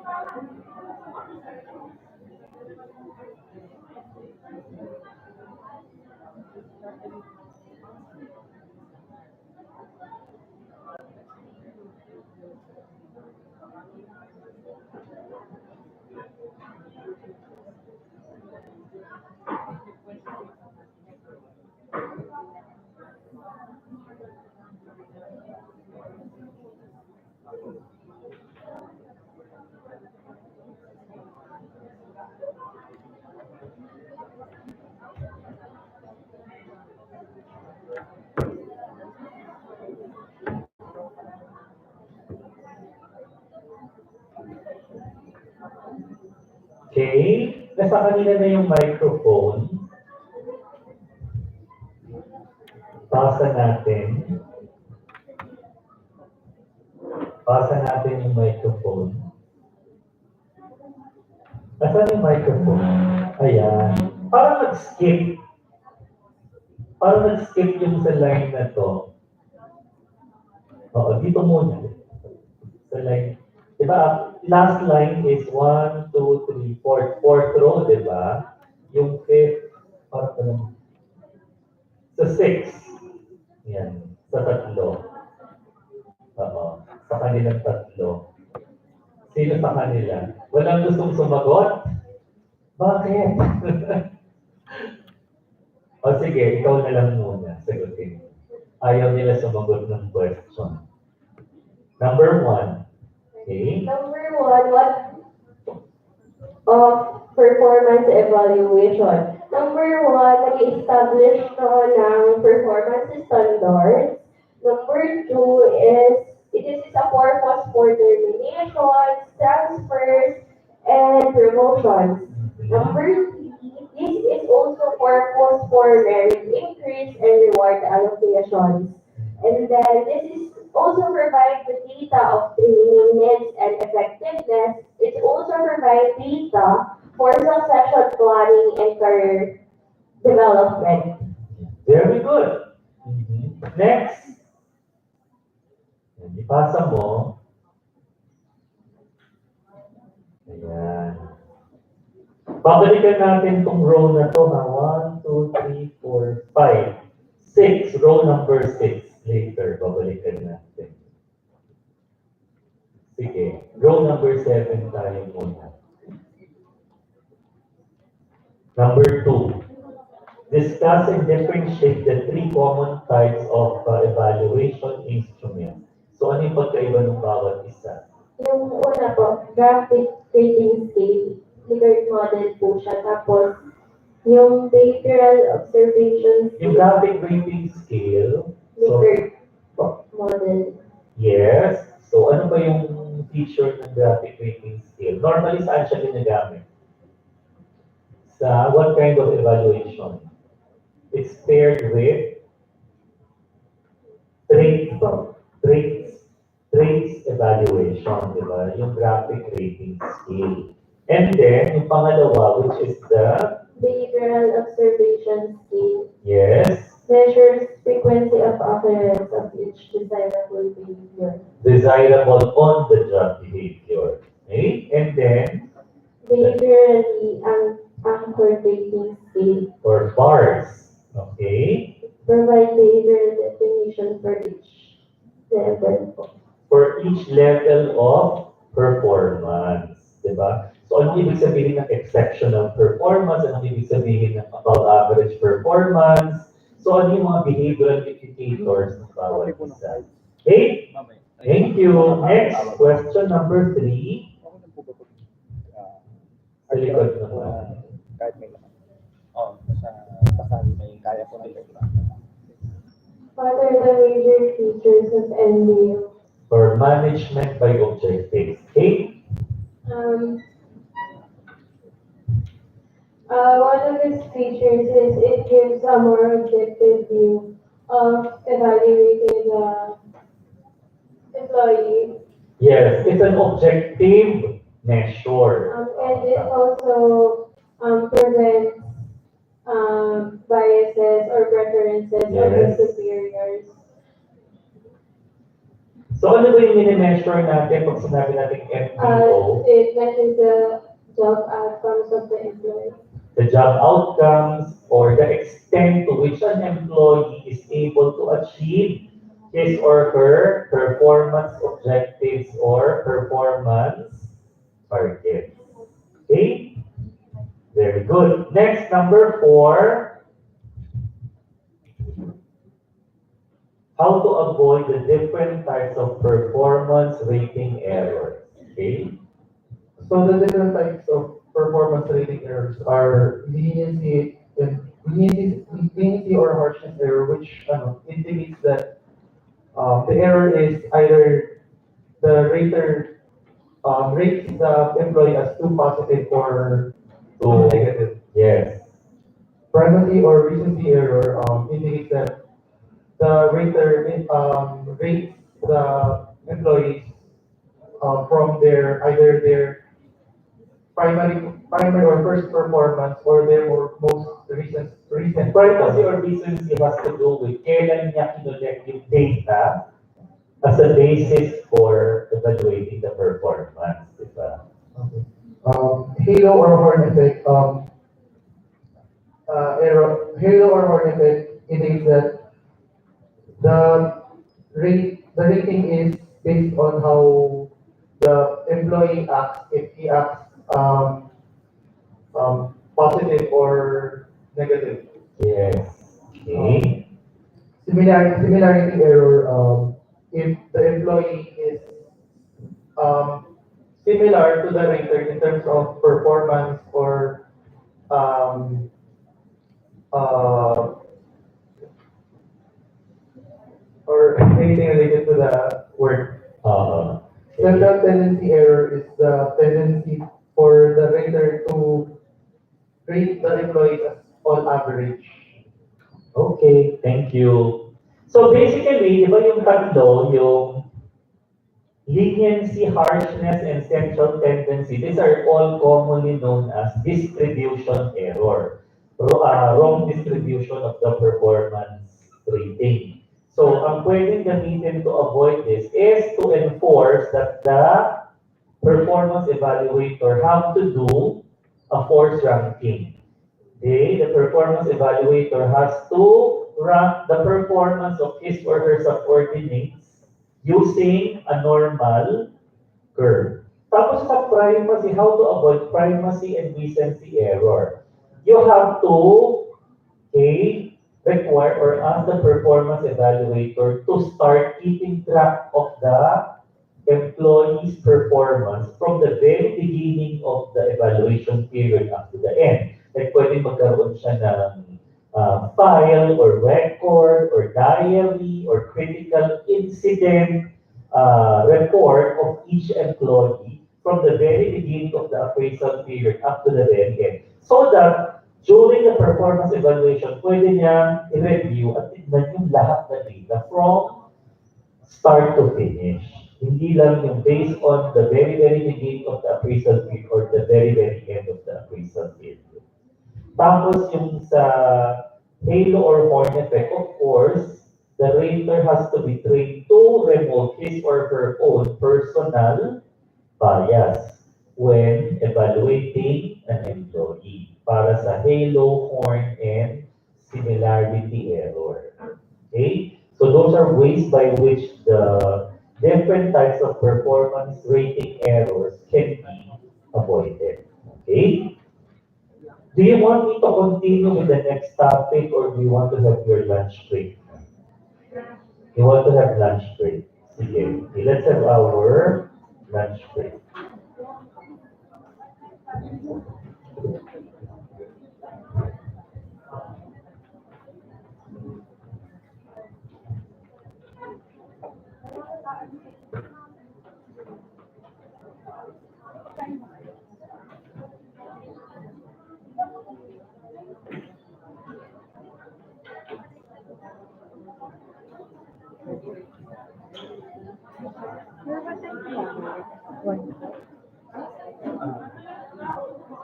Tanong mo lang yan.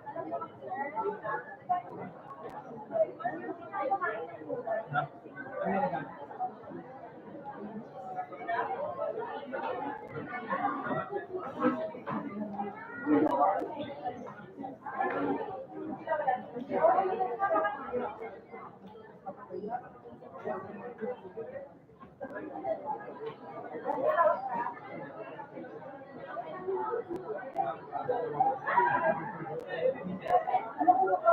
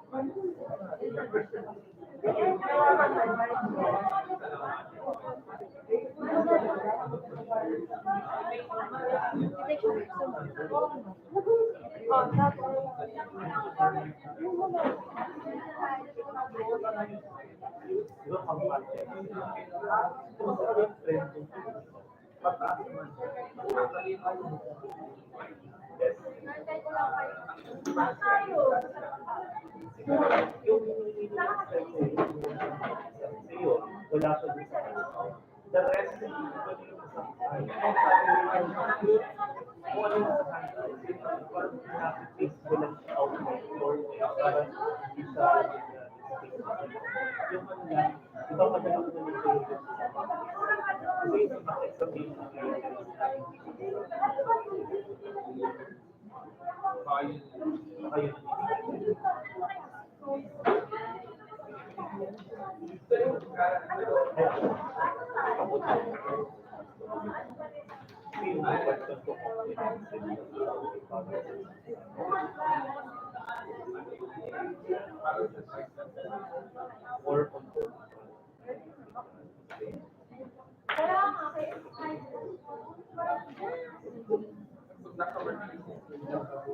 yes, yung mga ano, right na, pina-transform na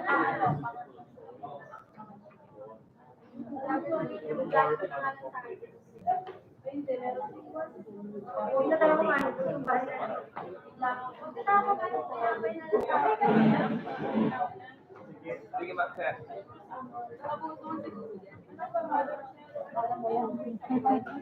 O, sige.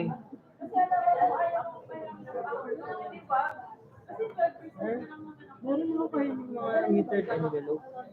Meron, bababa ako mamaya. Sige po. Ilan bibili nyo? Ano lang yun eh, 20 lang yata yung binili ko. Siguro, asya naman sa akin lahat. Sige sir, mamaya. Oo, mamaya.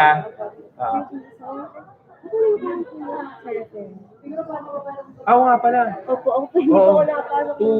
Magkano yung Tuto po. Oo, teka. Tingnan ko pa. Ayun, sakto. Para tapos na tayo.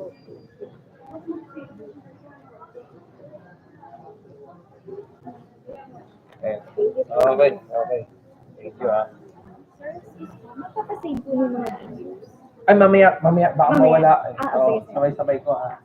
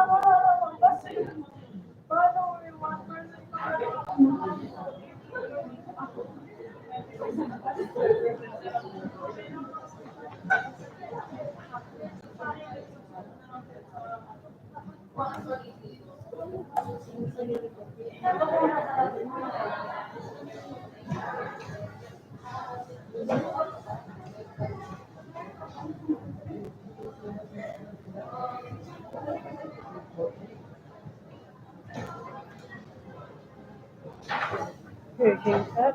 Oh. Pero ba kung meron pa rin yung dala nyo sa PRC window? Meron. Mamaya po. Yan. Yeah, thank you po. Sige.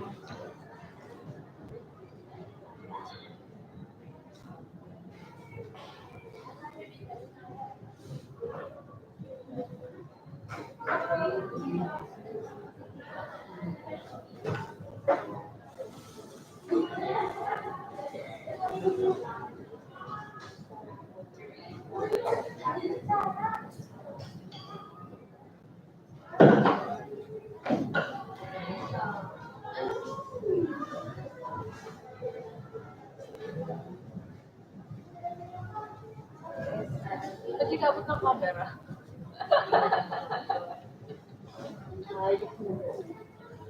Bakit? Hindi po siya abot ng camera. Naka-zoom eh. Siya na din abot ng camera. Pag nandun kayo sa malayo. Ayun si Asmin. Hindi pa rin ako kita. Ang grabe naman yan. Naka-zoom kasi. Naka-live ka eh. Lumabas ka dyan. Naka-live stream. Sabihin na abnormal eh kayo mga na. Oo. Hindi ko in-off kasi pag-reconfigure. Lunch muna po kayo. Bye! Pito lang sila eh. Baka nag-lunch na rin sila. Pero kailangan pa ganun na.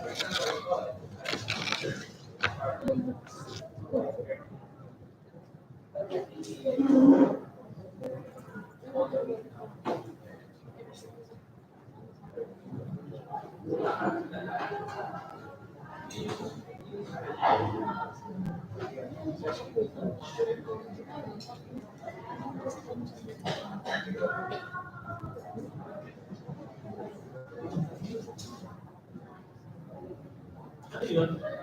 Parang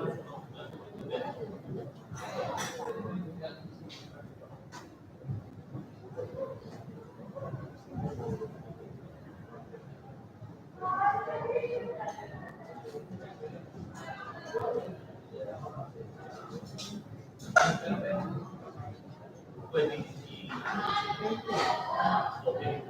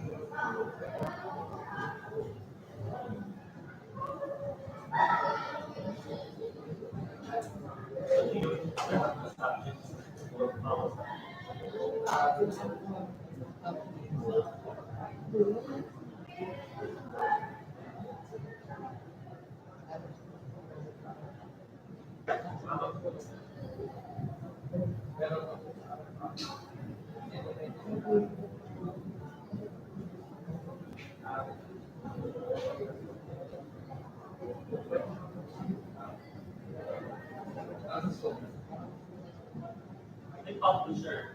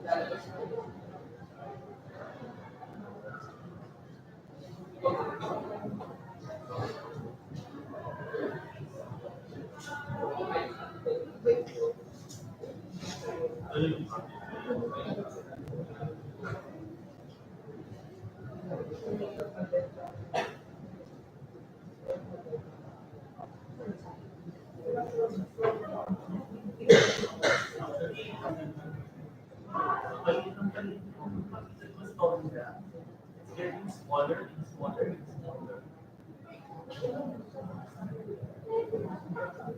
Yung naging average.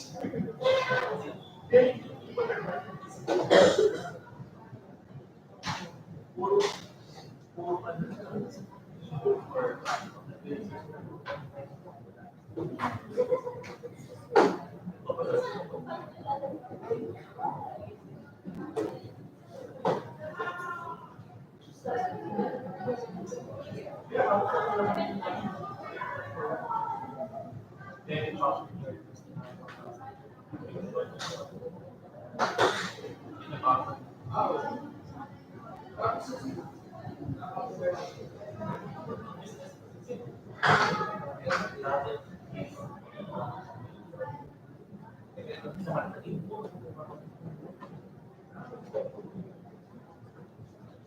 Or,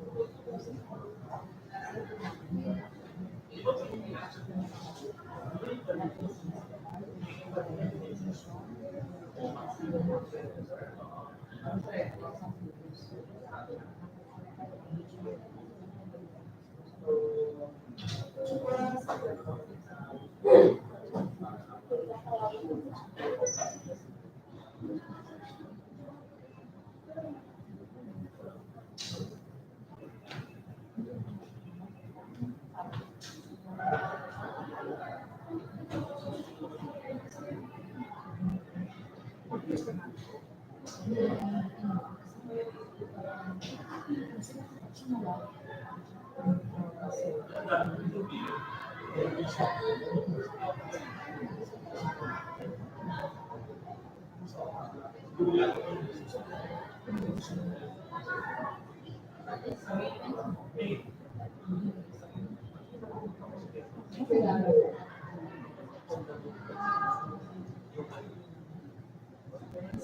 mo sa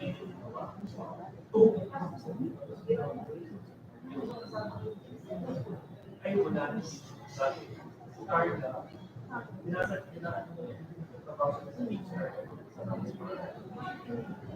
Kasi nasa walang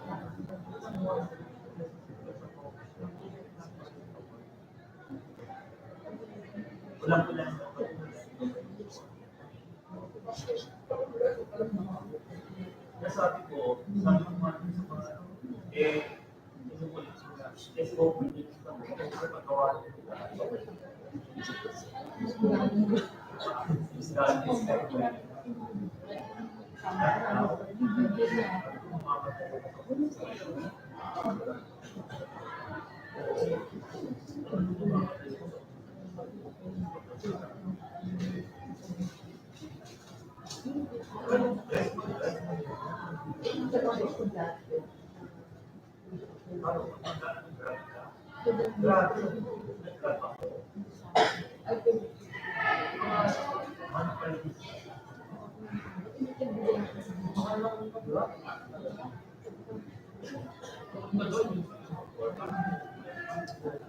Bakit ang problema pa? Itong bilin ko kayo, ang tagawas na kasi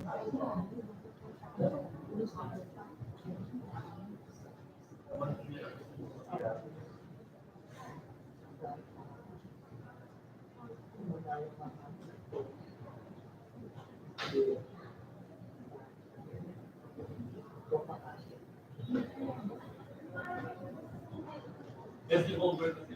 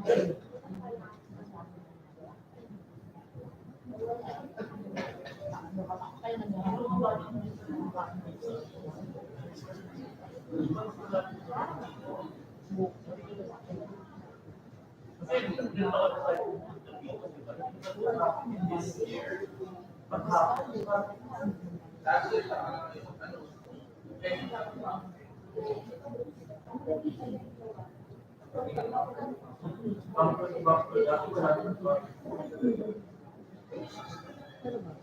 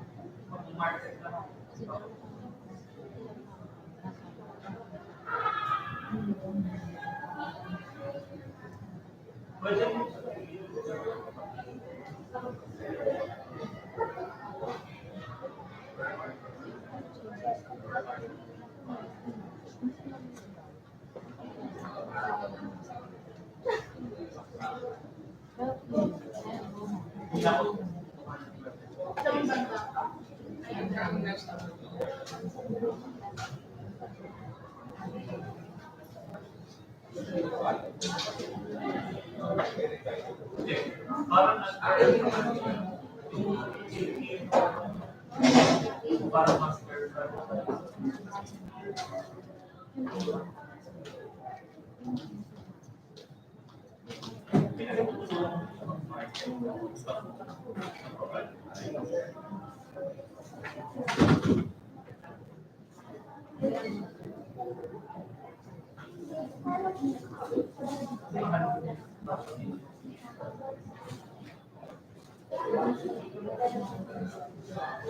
Area.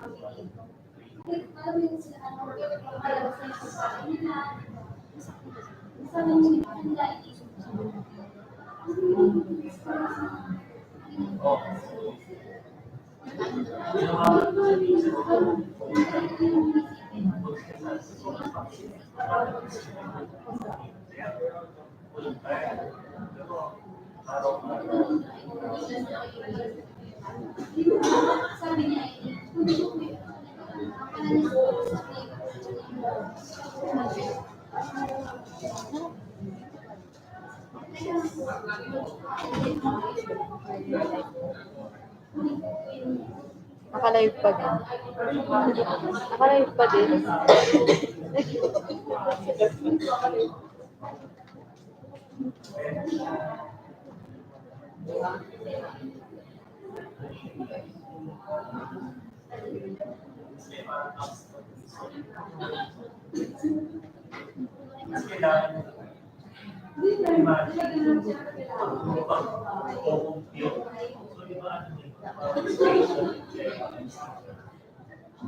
Hindi ka, mag-start sila physically, pero start na ako.